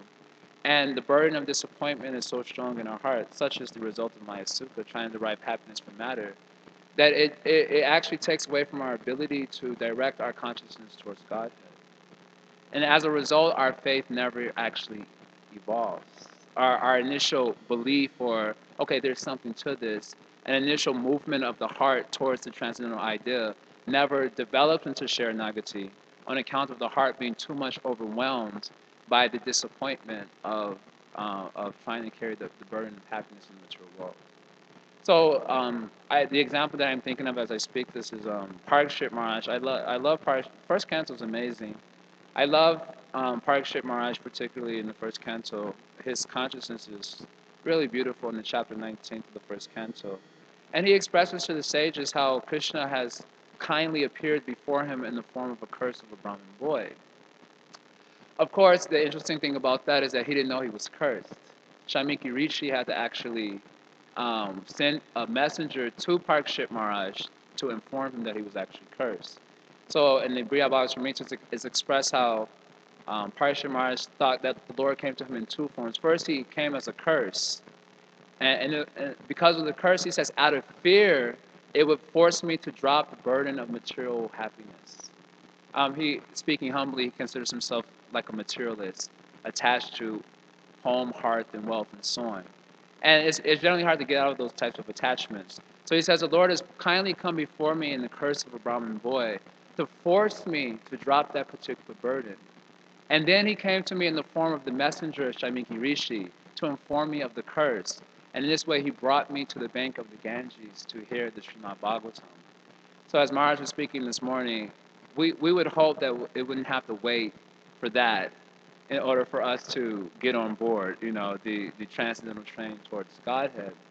But unfortunately, it usually does take a Jurassic experience in our life to evolve that level of inquiry, to convince us to relinquish the burden of the attempt to be happy in the material world, to become more deeply involved in developing our surrender towards Godhead. It doesn't have to be that way, but generally it is the case. So in Parikshit Maharaj's case, it was so, and he felt very happy because of that. We're not encouraging that particular application here. We're more wanting to talk about what could we do to actually evolve our shared nagati before such events take place, so that we can have substantial hearing and chanting, so it doesn't become a practice of niyamagraha. The result of the lack of development of faith, and therefore the lack of experience, is niyamagraha. Although we tend to just, niyamagraha means applying something without really seeing the end of it, the actual purpose of for which you are doing that. And of course, to see the purpose means to pursue it. We know what the purpose is, but it's a difference between knowing something and being aware of it, and actually movement toward that purpose.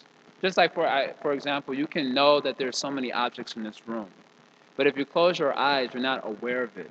So then if you try to move with your eyes closed, then you bump into so many things, there's disaster, etc.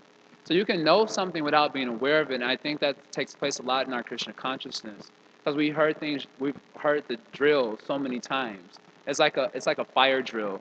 I don't know if you ever in middle school you used to do these fire drills, and stop, drop, and roll, and elementary school, it was like really fun to do that. Someone would pull the alarm, you stop, drop, and roll, and you kind of do the drill, and so much we've become accustomed to the drill, the fire alarm drill, that someone pulls the alarm because they don't want to take a test. This is side point. This actually just recently happened. In Harvard University, a young man didn't want to take a heavy test, so he sent a mail that said that 4 of the buildings had bombs in them. So he wouldn't have to, and all the buildings were evacuated, and so he wouldn't have to take a test. Okay, anyway, back to the topic. So this happens sometimes in middle school, where someone would pull the alarm so they wouldn't have to take a test. And we became so used to the drill that the alarm didn't alarm us anymore. It was just like, okay, a fire alarm. We would actually be happy, of course, because we didn't have to hear the teacher speak. And that was the real positive gain from that. But we weren't alarmed that there might actually be a fire. And so if there was an actual fire, we would be unconcerned about it because we were so used to the drill. So also in Krishna consciousness, we've heard so many of the same points over and over again. We're used to the drill. We got all the concepts, we already know them, but we're not aware of them. And as a count of not being aware of them, our pursuit toward the higher ideals of Krishna consciousness is not strong. And so in other words, there's no sharanagati, and therefore lack of experience, and therefore niyamagraha, where there's a lack of awareness of why we're doing what we're doing. And we usually like to joke about the smarts of brahmanas. It's always easy to attack the other guy, because I know that's not me. I know what's up. I know what's going on. But to that degree, we may actually be Niyamagra. He's actually following something without really awareness of the actual goal and pursuing it. So we don't want that to happen. So there's a necessity to evolve our shraddha, to really place our heart to the point there's complete self-giving, which is called as surrender. So in order, how do we do that? That's what I want, and I have 4 minutes to wrap this up. And I want to give another visual of this. If you can imagine bhakti like a house, you have the house of bhakti is there. And then Sharanagati is the door that you have to walk through in order to take advantage of the facilities of Shravanam and Kirtanam and Smaranam. These are like very special facilities that are located in the house. But you have to enter through the door, and that door is actually Sharanagati. And because the door is an internal door, it would be so nice if it was just like a door you could just walk through, And there it is, the facilities of Shravan, Kirtan, and Smaranam for my experience towards moving towards Godhead. But it's an internal door, and it's a door that is not easy to walk through.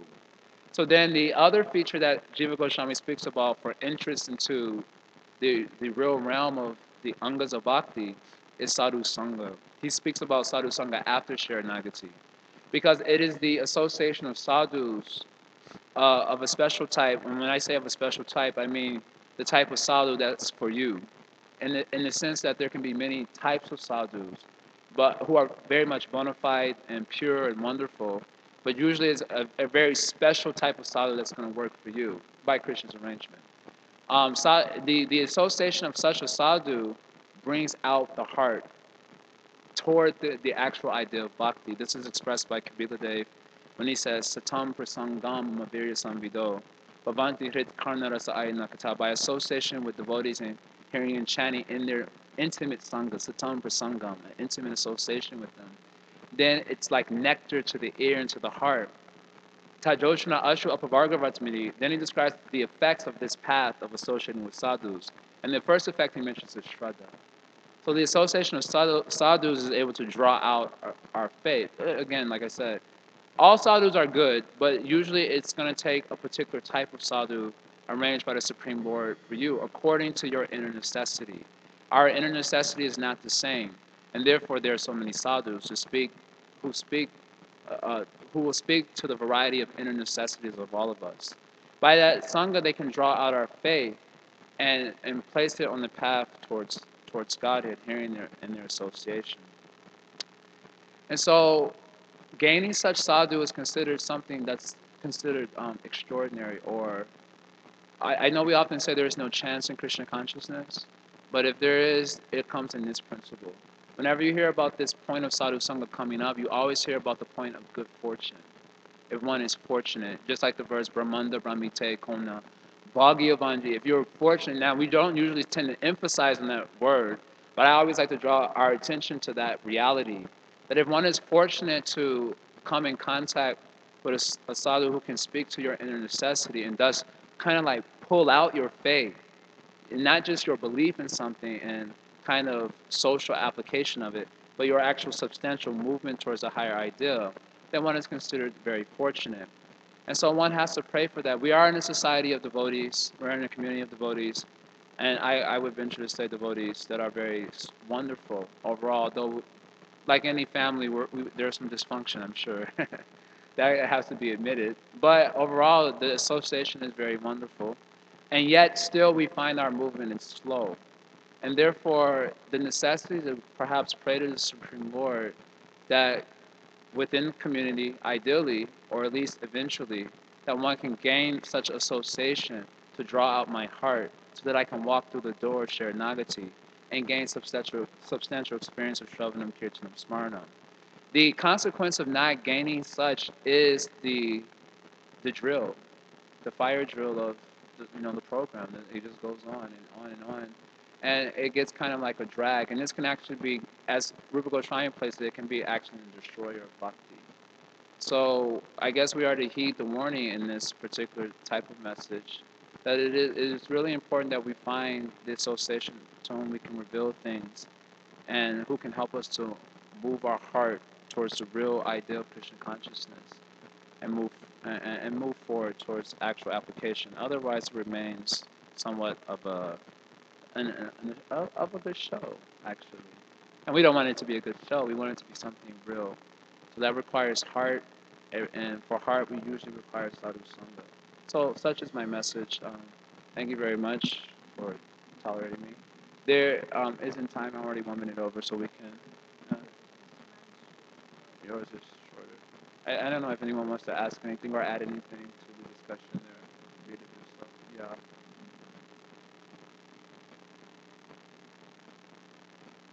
Is one of the points that you were making in your discussion that due to the disappointment that one carries within his heart for being unable to enjoy in the material world. Sorry. This never happens because I never been. I Another didn't even know question, my maybe. phone was here. I usually. So, was the point that you were making was that that disappointment that one carries in his heart due to not being able to enjoy in the material world, that will later on make it difficult for him to place faith in sadhus? Oh, I was speaking more of the, and of course not just trying to enjoy. I was speaking also from the angle of disappointment, particularly in relationships, which is something that I hear a lot about from devotees, and that their hearts are so weighed down by the disappointment that they don't even allow themselves movement in Krishna consciousness. Means that there's so much facility is actually available. There's so many literatures available. The opportunity of sangha and kirtan. There's much facility available. It's more now than ever. Thanks to the mercy of the Prabhupada's disciples who have given us so many facilities for growth in Krishna consciousness. But our hearts are so weighed down by disappointment. And usually, I was speaking, especially in the area of relationships. Feel either one is feeling judged or some relationship didn't work out that we were really attached to. Our hearts are so weighed down by that we don't allow ourselves to move in Krishna consciousness. We were also hearing the idea that, yesterday that we go to the spiritual master and they say, well, just hear and chant. What type of answer is that? I'm sitting here suffering like anything, and all you have to say to me is hear and chant. I need a real guru. Of course, we don't say that, but we probably think it. I wouldn't doubt that the thought comes to our mind. So my point is that we don't allow ourselves movement in Krishna consciousness because of disappointment. The heart is too much bogged down by this. We're not letting it go. It's something like the story Prabhupada would tell. I was thinking of this actually, where the lady was carrying a huge burden, and she drops saying, "Oh, Govinda," and reality is beautiful. Govinda appears before her, and he's like, "Well, what can I give you?" Because he's there to lead. There to lead means he's like kind of like a playboy. So he's like, I've come. Actually, I am the gift, but I'm just gonna let you ask for it because you have that right, of course. And well, can you just pick up this burden? And Christians bewildered. Yeah, I don't need you. I need this burden on my back. And similarly, we're like that with our disappointment in life. That we're more interested in carrying the burden of disappointment than we are in looking at the beauty of Krishna in the form of the various angas of bhakti and the association available and so on. And you can see in our conversations how it is the case. That we hardly have questions about the actual tattvas of Krishna consciousness, but usually our questions are revolved around the body and mind. We're not, I'm not saying that it doesn't have its place, but I'm saying if that's the only area of inquiry for us, it kind of shows an inability to let go of the disappointment of existence in this world. Siddharth reminded me the other day of a statement I mentioned one time in Sunday Peace class. I used to like Whitney Houston, the ever wonderful. she had 5 octaves, so that's pretty impressive. My mother says this is the reason why she's an angel or some special entity. Anyway, Whitney Houston, I think it was a remake of a song, but she had a song called Heartbreak Hotel. And I'm not going to sing it for you. It's kind of a good song. But the title of the song is very telling, actually, of Heartbreak Hotel. Is a very succinct way of expressing existence in this world. The hotel aspect, of course, gives expression to the ephemeral nature of existence here. And the heartbreak idea gives expression of the experience. That we're trying to be happy here, and then things ultimately disappear, and then the experience is heartbreak. Our hearts are broken. And not just one time, but repeatedly. And so carrying that in the heart, we don't allow ourselves movement in bhakti. So therefore, we need help. We need strength from sadhus, however they're coming to us, to give us the strength to do so. That's how I was meaning that. You can follow up, and then I'm gonna have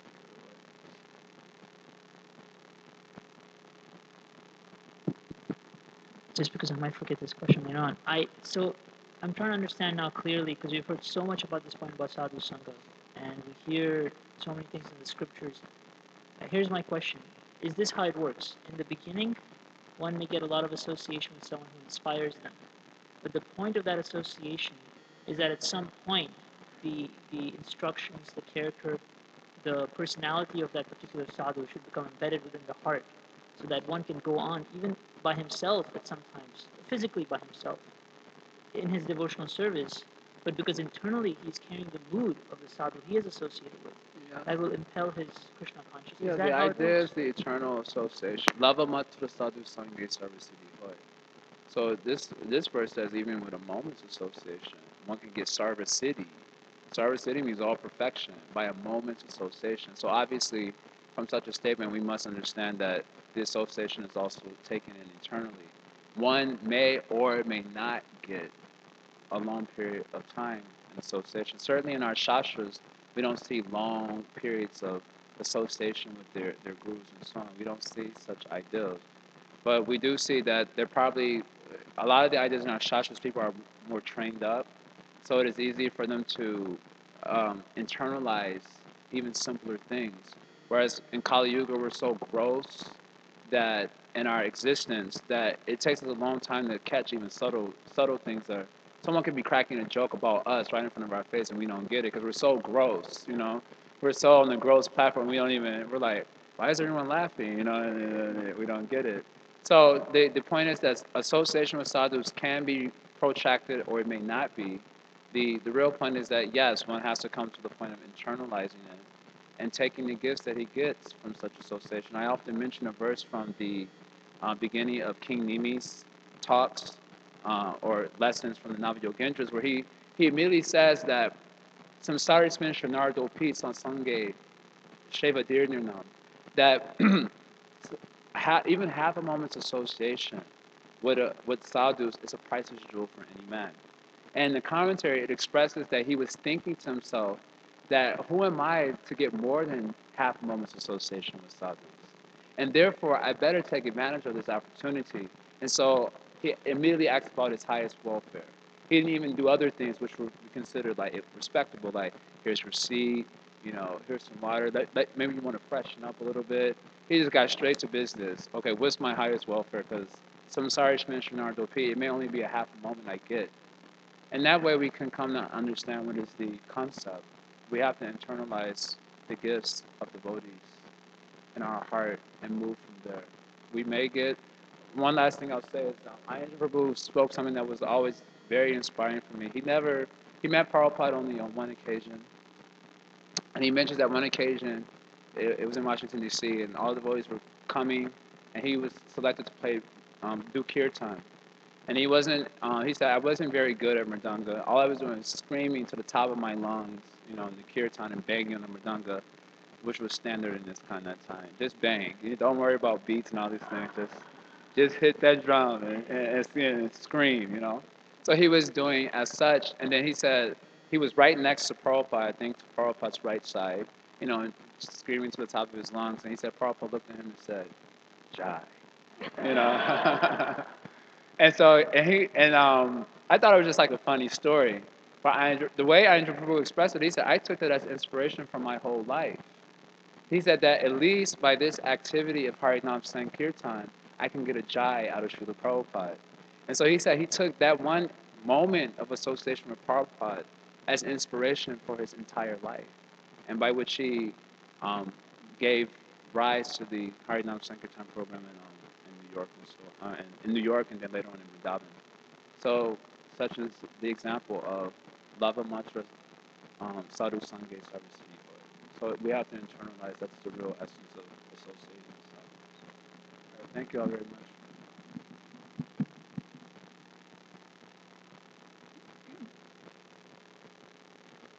So to continue, the verse that I've selected to speak ISKCON. It will be a relatively short presentation. It's from the Srimad Bhagavatam, the first canto, the second chapter, and the 17th verse. And the verse is Shrinvatam Svakata Krishna Punya Shrinvana Kirtana Kirti Anta Sto Vihi Abhadrani Vitunoti Surit Satam. So Sri Krishna, the personality of Godhead, who is the Paramatma, super soul in everyone's heart, and the benefactor of the truthful devotee, cleanses desire for material enjoyment from the heart of the devotee who has developed the urge to hear his messages, which are in themselves virtuous when properly heard and chanted. So this is the sages of Naimisharanya talking. So Srila Prabhupada himself says that any person who simply hears about Krishna acquires the results of a pious activity. So he gives an example. Like, I know when I was living in the New Jersey temple, which is for a whole decade, but it was very common for the entire community to go to these Bhagavad Saptahas. And so they usually spanned a week. So same thing, Srila Prabhupada actually brought up this point that many persons will go and attend these Bhagavad Saptahas, and over the course of the week, no one will actually really come to understand anything about Bhagavad, and neither will the speaker really be knowing the subject matter extremely well. But despite that, still, because the persons are hearing about Krishna, the result is that of a pious activity. So the implication is that the subject matter, having been about Krishna, is what makes that activity show devotion or piety. So this verse in particular, it draws our attention to going beyond 1 week of hearing to that of developing an inner urge to hear the messages of Krishna, or even having an inner drive to hear the messages of Krishna. So hearing, chanting, and remembering, they're usually put together. So Krishna, Shravanam, Kirtanam, Vishnu Smaranam. It's actually one of 6 principles that Srila Rupa Goswami outlines in Sri Upadekshamrita as being suitable for cultivating devotional service that's pure. So this means that it's favorable devotional service, transcendental service to Krishna. And that, looking at it more closely, means that it isn't tainted with looking at what is the result one's going to get out of it. It means fruitive activity. It's not tainted by fruitive activity. So different, contrasting it with the mentality perhaps of our New Jersey community that I was living in. And it isn't a search for some kind of mundane knowledge.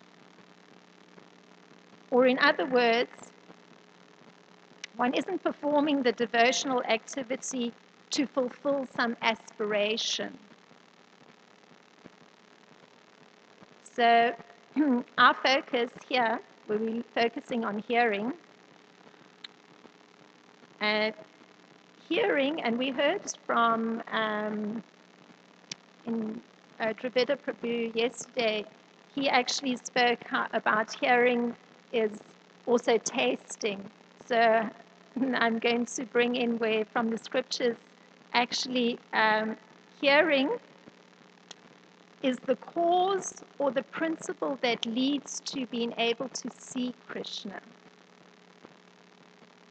So, right in the Srimad Bhagavatam, and this was actually a connection that from the teachings of my spiritual master, His Holiness Ramapada Swami, he made the connection with a verse in the Srimad Bhagavatam in the 3rd canto and the 9th chapter, the 11th verse. The translation or part of it that's relevant to us here is, your devotees can see you through ears by the process of bona fide hearing. So, talking about, I'll come to it in a moment, the transcendental interchange of senses, but hearing allows for being able to literally see Krishna. So, now the reason that why Srila Rupa Goswami points to hearing allowing for favorable devotional service to happen is that it progressively, so it's gradual, not instant, it progressively awakens our desire to experience our relationship with Krishna. Because it's two persons. Krishna is a person, so our personalist philosophy. So this was also the process going back to Lord Chaitanya. He accepted this point too because he wanted people to be given a chance in some way or other to be able to hear about Krishna. Put a great emphasis on this. And we know this from his conversations with Ramananda Rai, because he called every other process that Ramananda Rai brought up, he called it external. So by implication, we can understand that the process he was accepting was the internal process. And that internal process is hearing. So usually one thinks of hearing as, you externally attending to someone. But actually it's an internal process. Sound is entering. So Ramananda Roy, in fact, he said that it's the beginning of devotional service becoming pure. That point where, there isn't the concern with what is the result I'm going to get from performing this activity. And it isn't how will I actually be able to, prove this, validate this, empiric knowledge as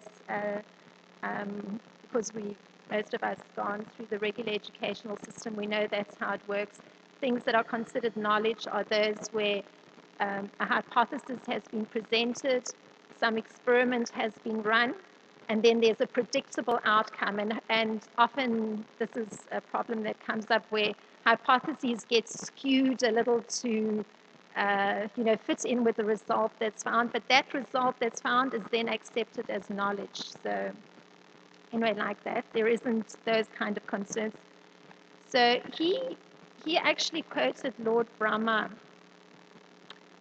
or Lord Brahma's prayer, where Lord Brahma was very regretful before Lord Krishna. So this is Ramananda Roy pointing to that moment where devotional service has become pure. So he's quoting Lord Brahma's prayer. "O my Lord, those devotees who completely give up the attempt to become one with you by the culture of empiric knowledge and simply try to hear about your glories from the mouths of self-realized saints, and who live a virtuous life, can easily achieve your favor, although you are unconquerable by anyone within the three worlds." So, achieving Krishna's favor, as per Lord Brahma, is via hearing about Krishna, or hearing about his glories from the mouths of self-realized souls. And this is the crux of the matter. Self-realized souls means those personalities that are actually talking about devotion, developing devotion to Krishna so that it comes to that point of purity. So, and Srila Prabhupada also, he talks about, breaking down the general human population of pious persons um, who do come to Krishna for trying to perform some devotional service. So, 4 categories: persons who are feeling distress, persons who want to acquire some wealth, persons who are just inquisitive, and other persons that are searching after some knowledge of the Absolute. So every one of those 4 categories of pious persons, they actually become purified by the association of a devotee who is practicing devotional service in that state of purity. So the degree to which a person actually becomes purified from hearing, and of course we have to take into account daily sadhana, you cannot separate it out, is a function of the person's very ardent, and we heard a very nice exposition this morning, Sharon Padaswami breaking down what ardent means, a function of the person's ardent and genuine desire to serve Lord Krishna. So that's the pivotal point or the criteria that are necessary for that purification of those fruitive or desire for fruitive results, or some kind of knowledge where the intellect is going to override Krishna's power. So rather one is desiring Krishna's pleasure through our activities. So that's what it means to actually do favorable devotional service. So we don't have any aspiration to fulfill from our activity in exchange for doing devotional service. So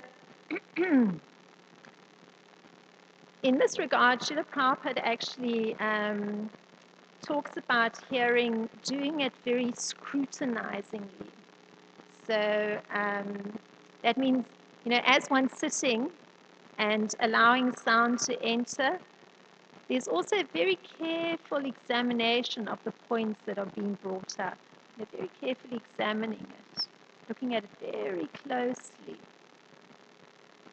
And often this is difficult when one is just hearing, but as one steps away, one can certainly,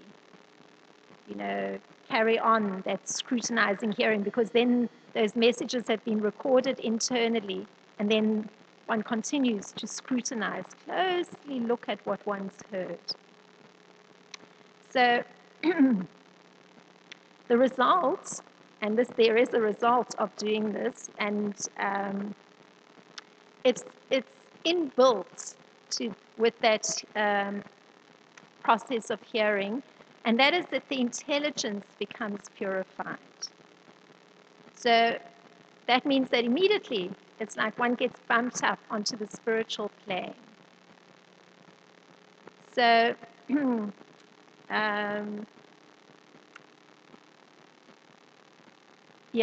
intelligence getting purified. Srila Prabhupada, I often think it's quite extraordinary, because he was very comfortable to bring up things that aren't so easy to express verbally. So there was one section where I was reading where he was referring to dirty intelligence, that one has to clean that intelligence. And what he spoke about dirty intelligence, and this is what is actually in people's intelligence in general. And I was hesitating to say it myself, but I thought, Srila Prabhupada, he's actually so fearless. He spoke that dirty intelligence it's so much polluted a lot with sexual ideas. And I thought that was, I was hesitating to say it, but he specifically mentions that. So that actually is what hearing is clearing away, which is quite a relief, I think. So hearing then is a kind of, and this is a nice term, I've heard this also from Sharam Swami, you're investing your consciousness. So, it's like your being, your consciousness, you're investing it in that devotional activity. So this is how that purification of intelligence happens. It means you really applying yourself at the moment of the hearing. Subsequently, when it's been recorded, you're still scrutinizing it. You're still examining it very closely. That's the purification of intelligence. That's what sweeps away all that, I don't know, this is Srila Prabhupada, that dirty intelligence, the sexual related things that for many lifetimes have been there. So,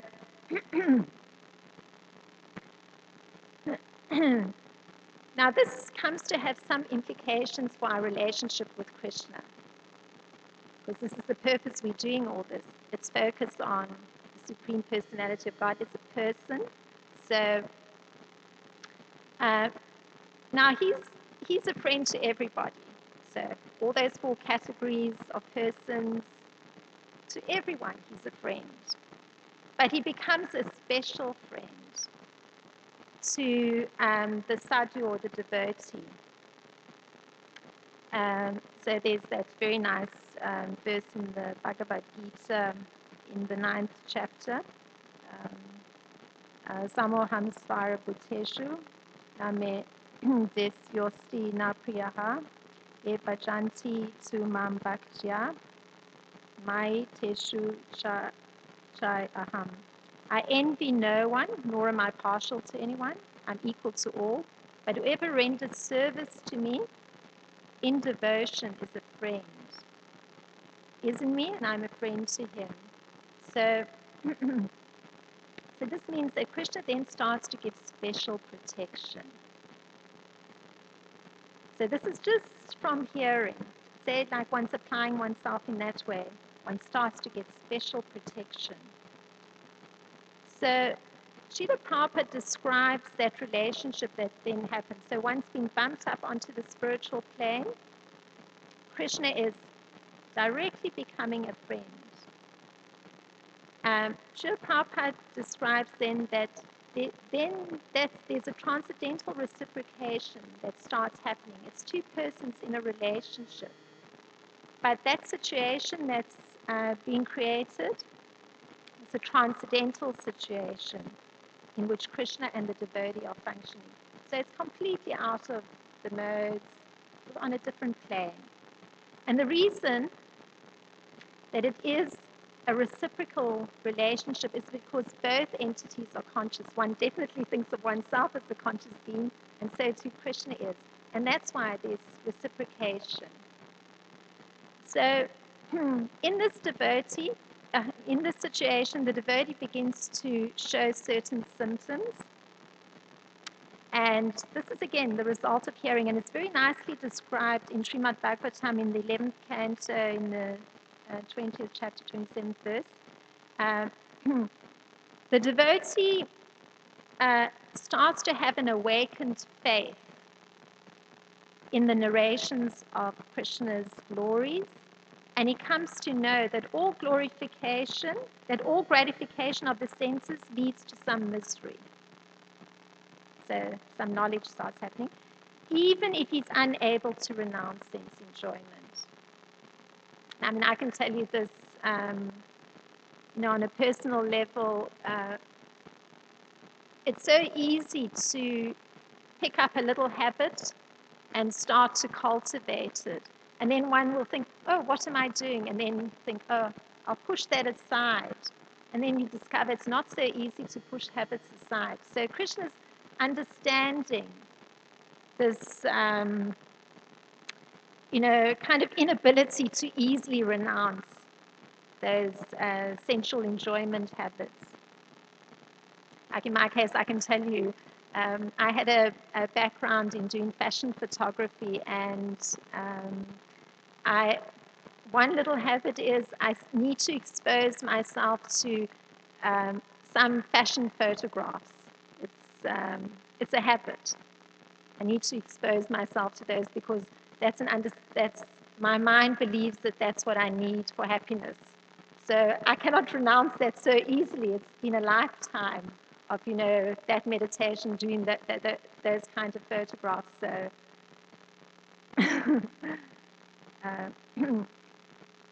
So of course, I am actually seen by the grace of my spiritual master that some of the essential enjoyments and habits need to be pushed aside and renounced. So, so a new understanding then develops. One sees sense gratification and devotional service as being diametrically opposite. Like they don't blend at all, actually. They're actually complete opposites. So,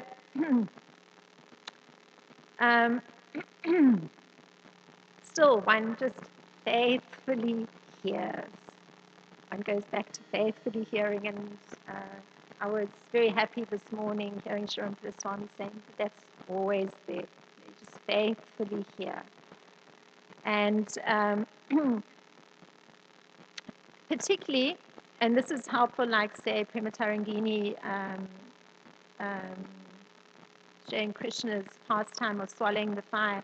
When you actually hear of the mercy and the glory of Krishna, that even helps one to begin to get free of material desires because it's so exquisite, the pastimes. I mean, I found particularly yesterday her presenting the Krishna's thought process of how he can spare his beloved cowherd boys from, the terrible suffering or not even being able to maintain their lives should they be separated from him for a moment. So he bases his action on knowing the effect on the cowherd boys, his dear friends.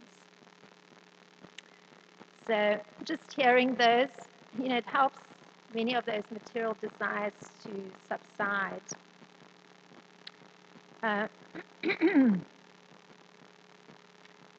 So, again, going back to the verse that I was trying to look at today, there's also a basis for sustaining the strong faith in the hearing process. And that is that the transcendental messages aren't different from Krishna. So that's why, one can hear and see. It goes together because it's not different. And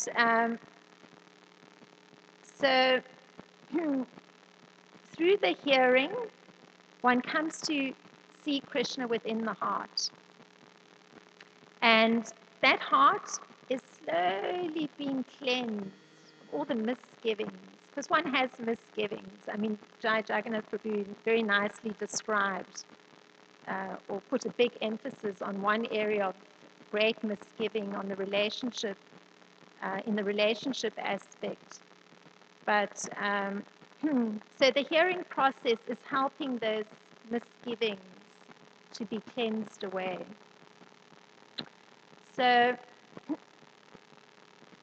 the devotee who's actually come to that point of the devotional service not having the fruitive tinge or not having the empiric knowledge tinge, has actually placed Krishna in the heart in some sense. They've actually placed Krishna there because I found this very nice. I hadn't thought of this before. In one of the purports in the 11th canto in the 20th chapter of Srimad Bhagavatam is mentioned that a devotee creates a throne for Krishna within the heart and then constantly renders service to him in the heart that way. So I thought that was a very nice, how to put it, a visual, actually placing a throne for Krishna in the heart. So, and it's Krishna's presence within the heart as well that's actually causing the material desires to weaken. So there's the activity one's performing and his presence there. Because one is performing those activities, he within the heart is also causing the material desires to weaken. So he's reciprocating because there's the relationship factor. So one's performing the activity, he within the heart is helping the heart push aside that material desire, push aside that material desire. So there's hope even for myself.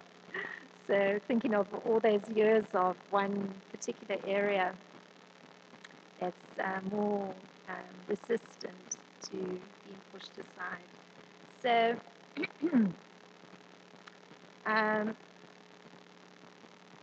there's one last part, and this is bringing it to a very positive note.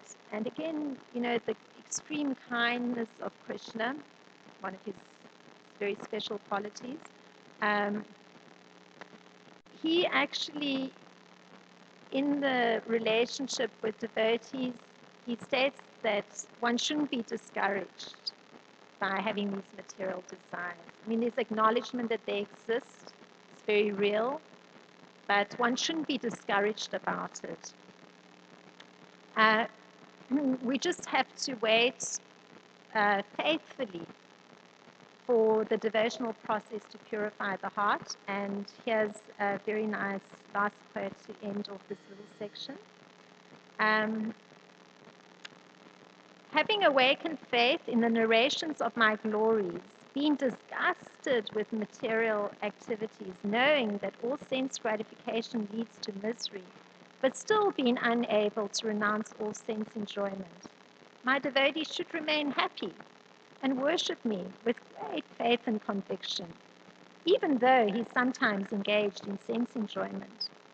My devotee knows that all sense gratification leads to a miserable result, and he sincerely repents such activities.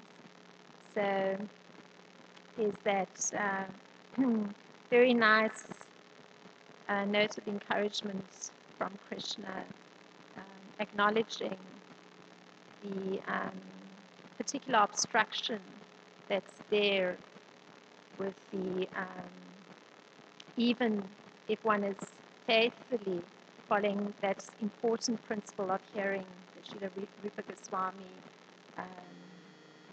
recommends for helping one's devotional service to come to the point of purity. Thank you. I don't think anybody has anything. I'm just thinking there is only like 20 minutes left. Should we leave it open for question answers? We can do that. Because, it may go a little more than one. I don't know whether to test your patience with that. Would you want to sit here for another half an hour?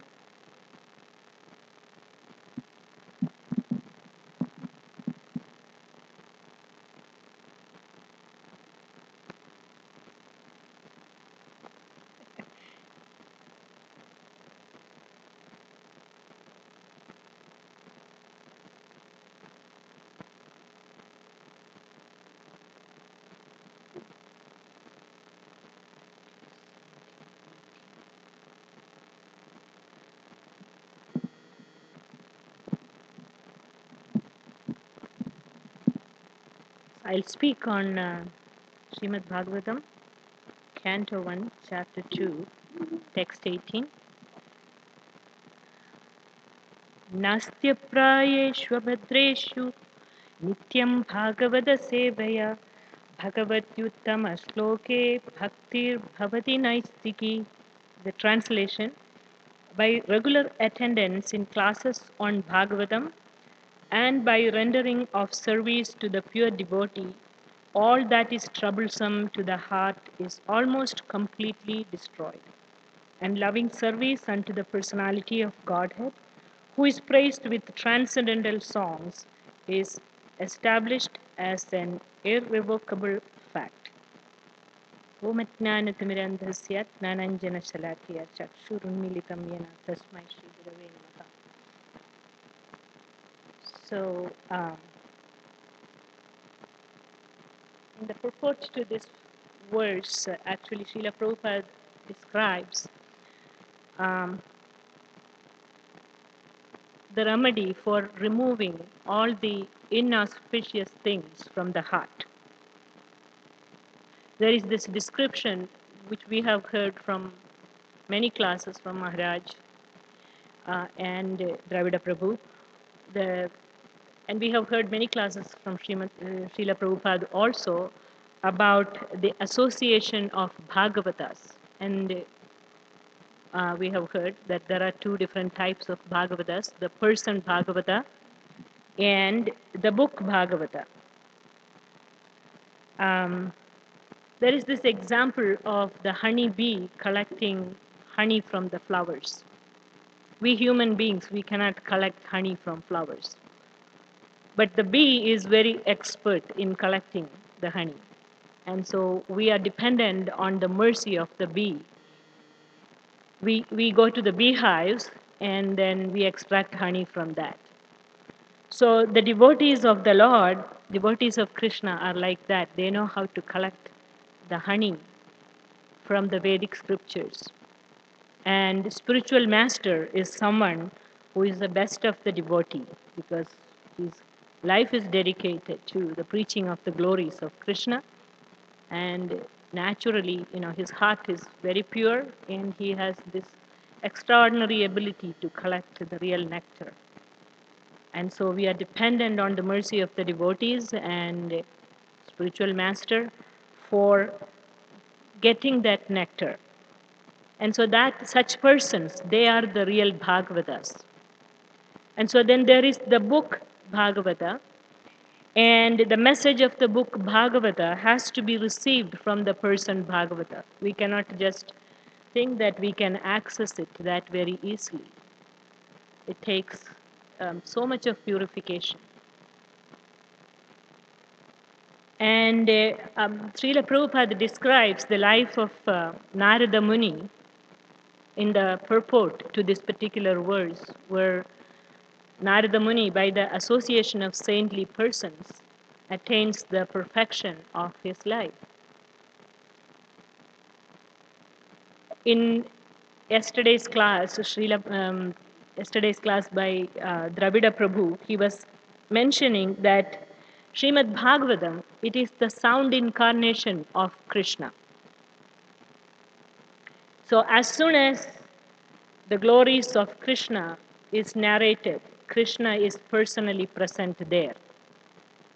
So that's why even unqualified persons like me, if I make an attempt to speak about Krishna, it's not that I have the ability to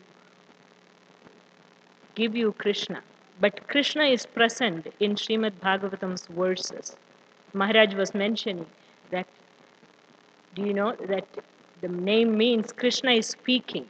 When you chant the name of Krishna, he is present. Do you know that the holy name can speak? Because holy name is Krishna himself. So I thought I will speak something about Bhagavata Purana in terms of sound vibration and mention something about the process of hearing. We all know that Srimad Bhagavatam is composed of like 18,000 verses. There are 4 key verses in Srimad Bhagavatam, just like we have the key verses in Bhagavad Gita. And those 4 key verses are known to be actually expansion of Gayatri Mantra. And the Gayatri Mantra itself, it is an expansion of Pranava sound vibration, which is Om. If properly heard and chanted, that seed mantra can invoke the whole of Srimad Bhagavatam. So the role of sound, actually the sacred sound, in Bhagavatam's creation is described in Bhagavatam itself, in the 12th canto. I thought I will read something from 12th canto. It is about the sonic origin of Srimad Bhagavatam. It's very interesting that actually the sages headed by Shanaka Rishi, they are questioning Suta Goswami and Suta Goswami is responding. The question is actually, with regard to tracing the origin of Srimad Bhagavatam. And Sutta Goswami is answering, subtle vibration of transcendental sound appeared from the sky of the heart of Lord Brahma, whose mind was perfectly fixed in spiritual realization. One can perceive this subtle sound vibration when one stops all external hearing. Krishnarjuna touched upon that point. It's not external hearing, this is internal hearing. And the this transcendental sound vibration, it originally appeared within the sky of the heart of Lord Brahma. And it is said these mystic sages, they have this ability to access this subtle sound vibration. Actually, it is from that subtle sound vibration all the Vedic knowledge is later emanating. And from that subtle, transcendental subtle vibration arose Omkara, composed of 3 sounds. Omkara has unseen potencies. It manifests automatically within a purified heart. It is the representation of the absolute truth in all 3 phases as Brahman, Paramatma, and Bhagavan. So that is the seed sound. And it is stated that this Omkara, it is non-material and it is imperceptible. It is heard by the super soul without possessing his material ears or other material senses. So the entire expanse of Vedic sounds originates from this seed sound vibration, Omkara, which is known as Pranava sound. So that is appearing within the sky of the heart of Lord Brahma. So this is the secret seed of all the Vedic hymns. So when a sleeping person wakes up, we don't wake up by ourselves. It is said it is the super soul who first perceives that sound and wakes up the individual soul.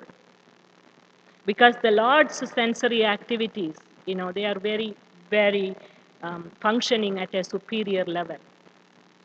Just as even if we are, we have an awakened consciousness, our senses will be very sensitive. So imagine that of the super soul. So he is super sensitive, and so he can perceive this sound vibration. So in the material world also, there are all types of sound vibrations, the radio sound and the TV sound and all that. It is broadcast and it is there within the sky.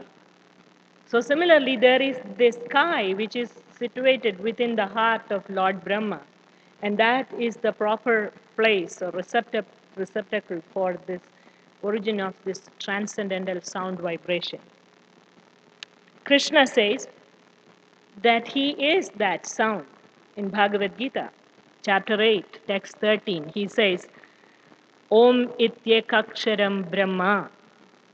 That's not the only reference. Krishna says in the 7th chapter, Pranava Sarva Bhuteshu. That verse begins by Rasoham Apsu Kaunteya, Prabhasmi Shashishurya, Pranava Sarva Vedeshu. So the Pranava sound, that is Krishna himself. The full elaboration of that Pranava sound is Srimad Bhagavatam. So there is further and further explanation of Omkara sound, but I'm not going into that. But one thing is there, the 12th canto, it is described that the Omkara, from that all other sounds were created, all the alphabets were created from there, and then the Vedas were created. And then Srimad Bhagavatam is a further expansion of all of that. So I thought I'll speak something about this Shabda Brahma. There is something called the sonic theology. So, Sabda Brahma. We heard some part of that from actually from Maharaja's class as well as Dravida Prabhu's class. This Sabda Brahma is actually sacred sound vibration.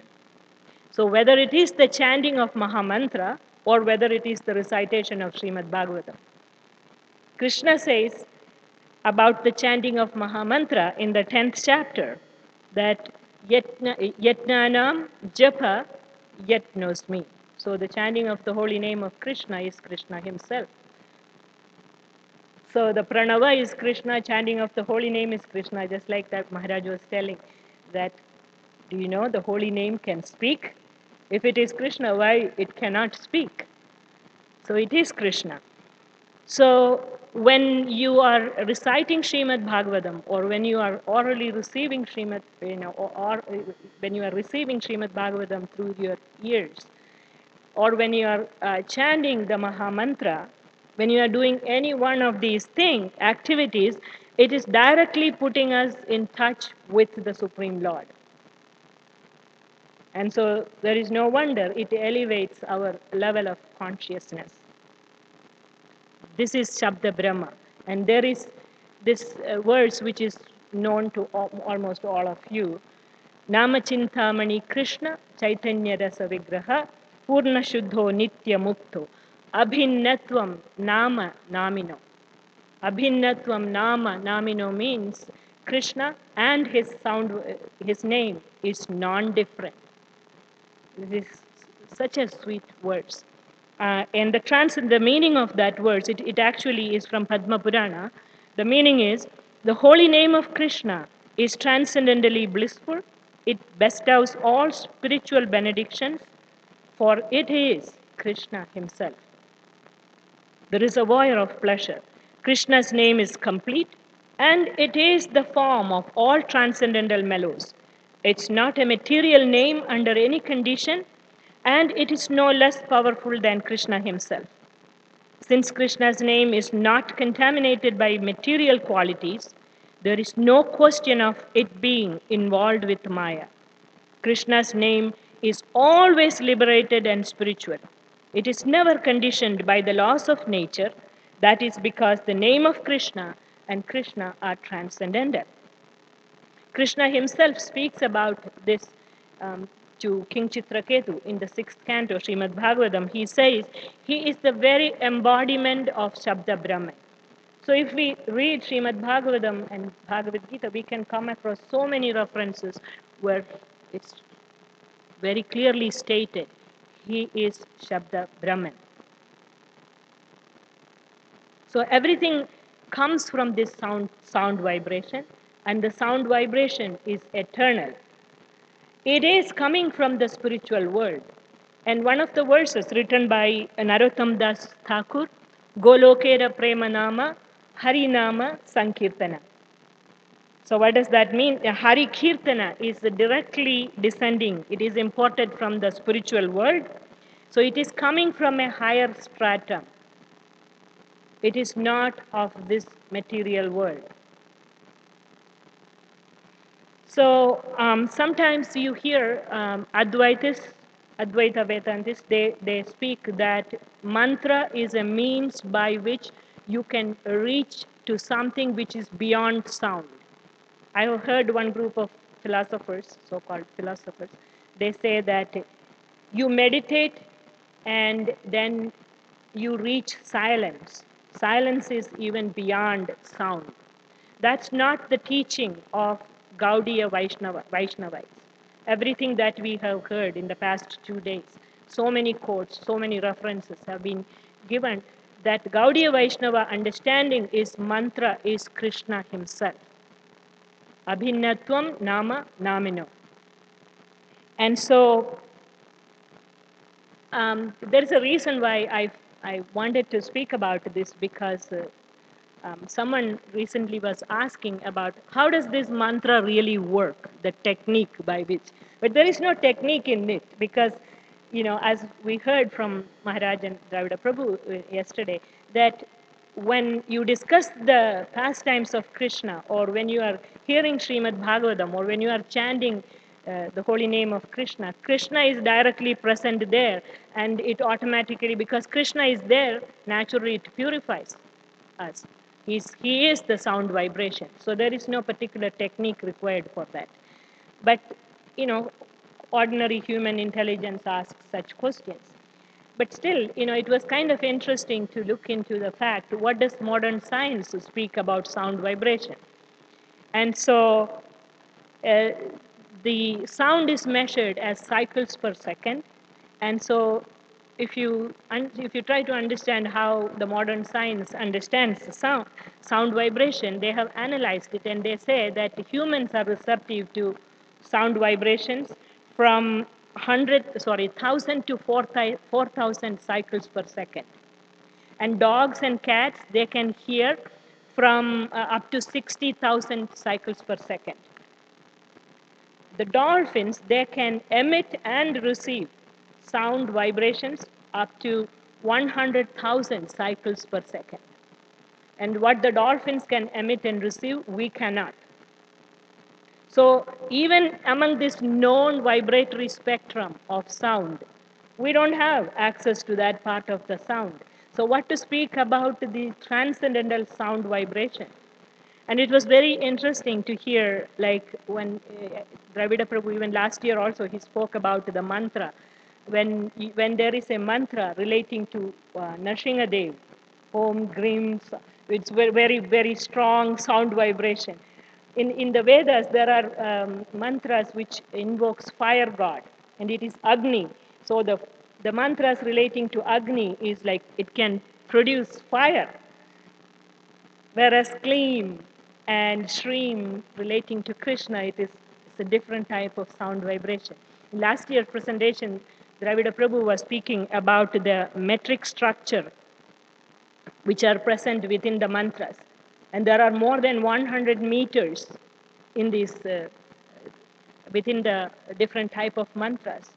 And there are different aspects to this sound vibrations, spiritual sound vibration especially. It's a very interesting subject matter. So how does this really unfold? What does it really mean? So it's stated that if one chants with intensity and sincerity under the direction of spiritual master, the transcendental sound vibration will manifest as loud glorification of the Lord. That is kirtan. So that is actually after when one engages in spiritual practice, when the heart is purified, there is that inherent spiritual nature of the soul. It is revealed, and then the result of that is this bursting forth of kirtan, which is coming. Actually, after you hear through the ears, it goes into the heart, and from the heart it bursts forth. And that is what Srila Prabhupada is talking about, the cry of the child for its mother. So when I hear Jai Jagannath Prabhu's kirtan, I feel like that. So it's very, very nice that there is a very, very short description. This is from Bhaktivinoda Thakur's song Sharanagati. Towards the end of Sharanagati songs, he wrote these 2 verses. This is exactly what it says. How much power does Krishna's name possess? My heart constantly burns in the fire of mundane desire, like a desert scorched by the blazing sun. The name enters the core of my heart through the gateway of my ears, upon being transmitted to me by Sri Guru, and showers incomparable nectar. And the second verse is, forcefully the name moves from my heart to the tip of my tongue and continuously dances there in the form of sound. That is Shabda Brahma. So Maharaj, when he was giving class in Naperville, he spoke about this incident relating to Krishna Priya Thakurani and Rupa Kaviraj. Krishna Priya Thakurani was a great Vaishnavi who lived in Radha Kund and who was very dear to the Vaishnavas who lived at that time. And Maharaj gave this whole story about what happened. But she was such an elevated devotee that She constantly chanted the name of Krishna, and it is pure holy name came from her tongue. And so there was this person called Rupa Kaviraj who was giving class, and she came very happily to attend the Bhagavatam class. And when she came and sat there, and as she was sitting, her tongue was constantly vibrating this chanting of the holy name. Rupa Kaviraj got very offended by that, and he directly asked her, how is it that you can do these two things at the same time? You are chanting, you are also hearing. And she said, it is very difficult for me to control my tongue, because for her, this holy name is coming from heart to the tongue. It is constantly resonating. And so this person got really angry, and because he committed that offense, later he contracted uh, leprosy, and he tried to hide it from people. He went to Bengal and pretended to be like nothing happened, but then he went to Orissa, and eventually, it all came out that he became attacked by this leprosy, and then he died, miserable death. So it is said that in the beginning of our spiritual practice, we chant with a desire to achieve the love of God. But perfected devotees, they chant out of love. That is the difference.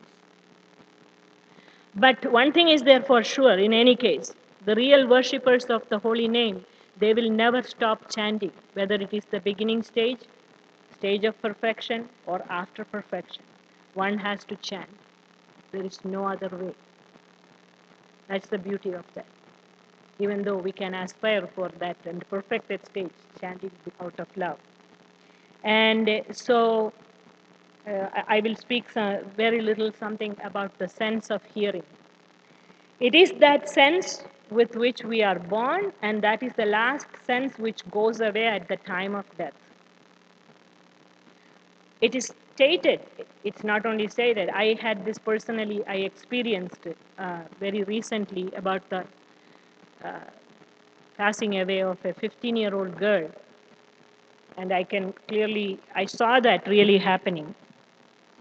The senses at the time of death, one by one, the senses get withdrawn to the region, the consciousness will get withdrawn to the region of heart.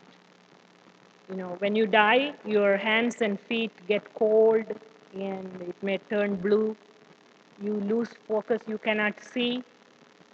You lose taste. I saw that happening, losing taste first and then losing focus of the eye and the body turning blue. Breathing becomes uneven. But the one sense which does not shut down until the last moment, it is the sense of hearing. And we are so foolish. People will go stand near a dying person and say, I think he's dead, maybe he's dying. Or maybe we should give him some water. All the discussion about the person dying. And he's hearing everything that you are talking, It's really so bad. I saw that, it's really the truth. So please don't talk when I am dying. so, thereby, it is a practice in our culture that when a person dies, you either read Srimad Bhagavatam or Bhagavad Gita near the dying person, and don't talk about all these things.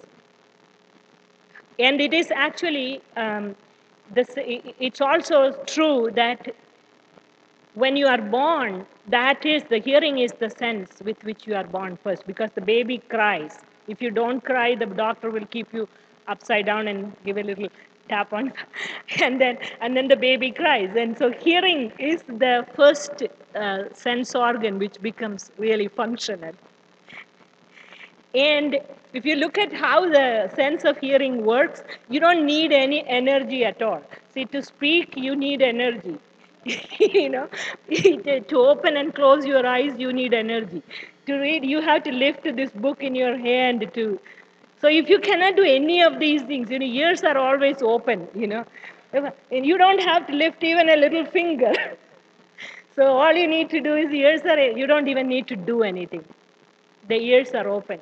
There is a thing called you learn a language in your sleep. Have you heard about that?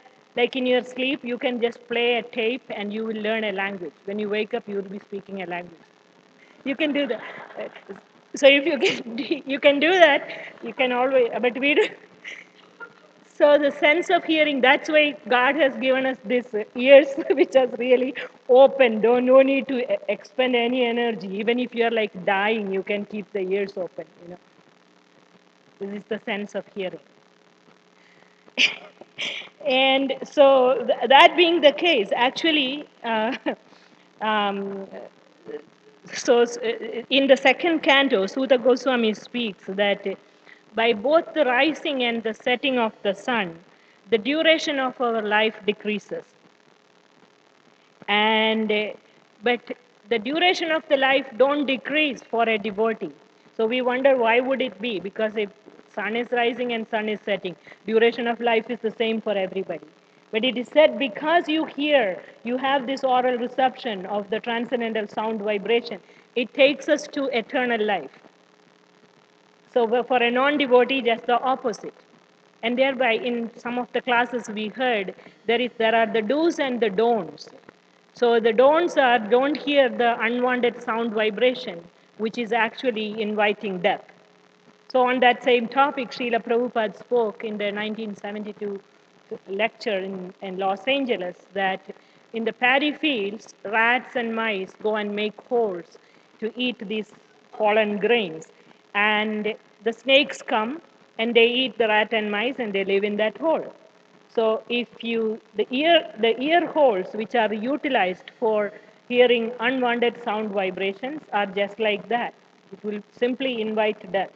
Srila Prabhupada also spoke about the croaking of the frog which invites the snake. This is the fact that if we leave our ears open for the transcendental sound vibration, it leads us to immortality, which is life in the spiritual world. Whereas if you leave the ears open for unwanted sounds, it leads us to the death. And so, Srinnatam Sakatha Krishna Punyasravana Kirtana Hridayantastu Abhadrani Vitinodi Suhitsadam. Nastya Prayeshu Abhadreshu Nityam Bhagavada Sevaya Bhagavad Uttama Sloke Bhaktir Bhavati Naistiki. So thereby the importance of hearing and chanting the holy name of Krishna, both the Mahamantra as well as the Srimad Bhagavatam itself, which is simply Krishna himself. That's all for me. I think it is 108. Thank you very much. Hare Krishna. I think prasadam must be ready, and thank you for your patience.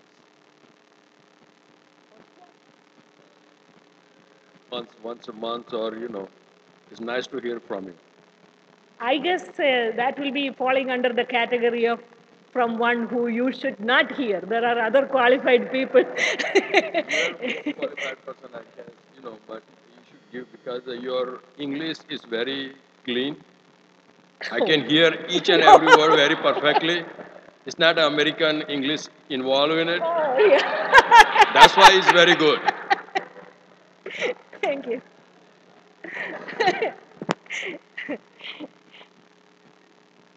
Thank you very much. Hare Krishna. Hare Krishna.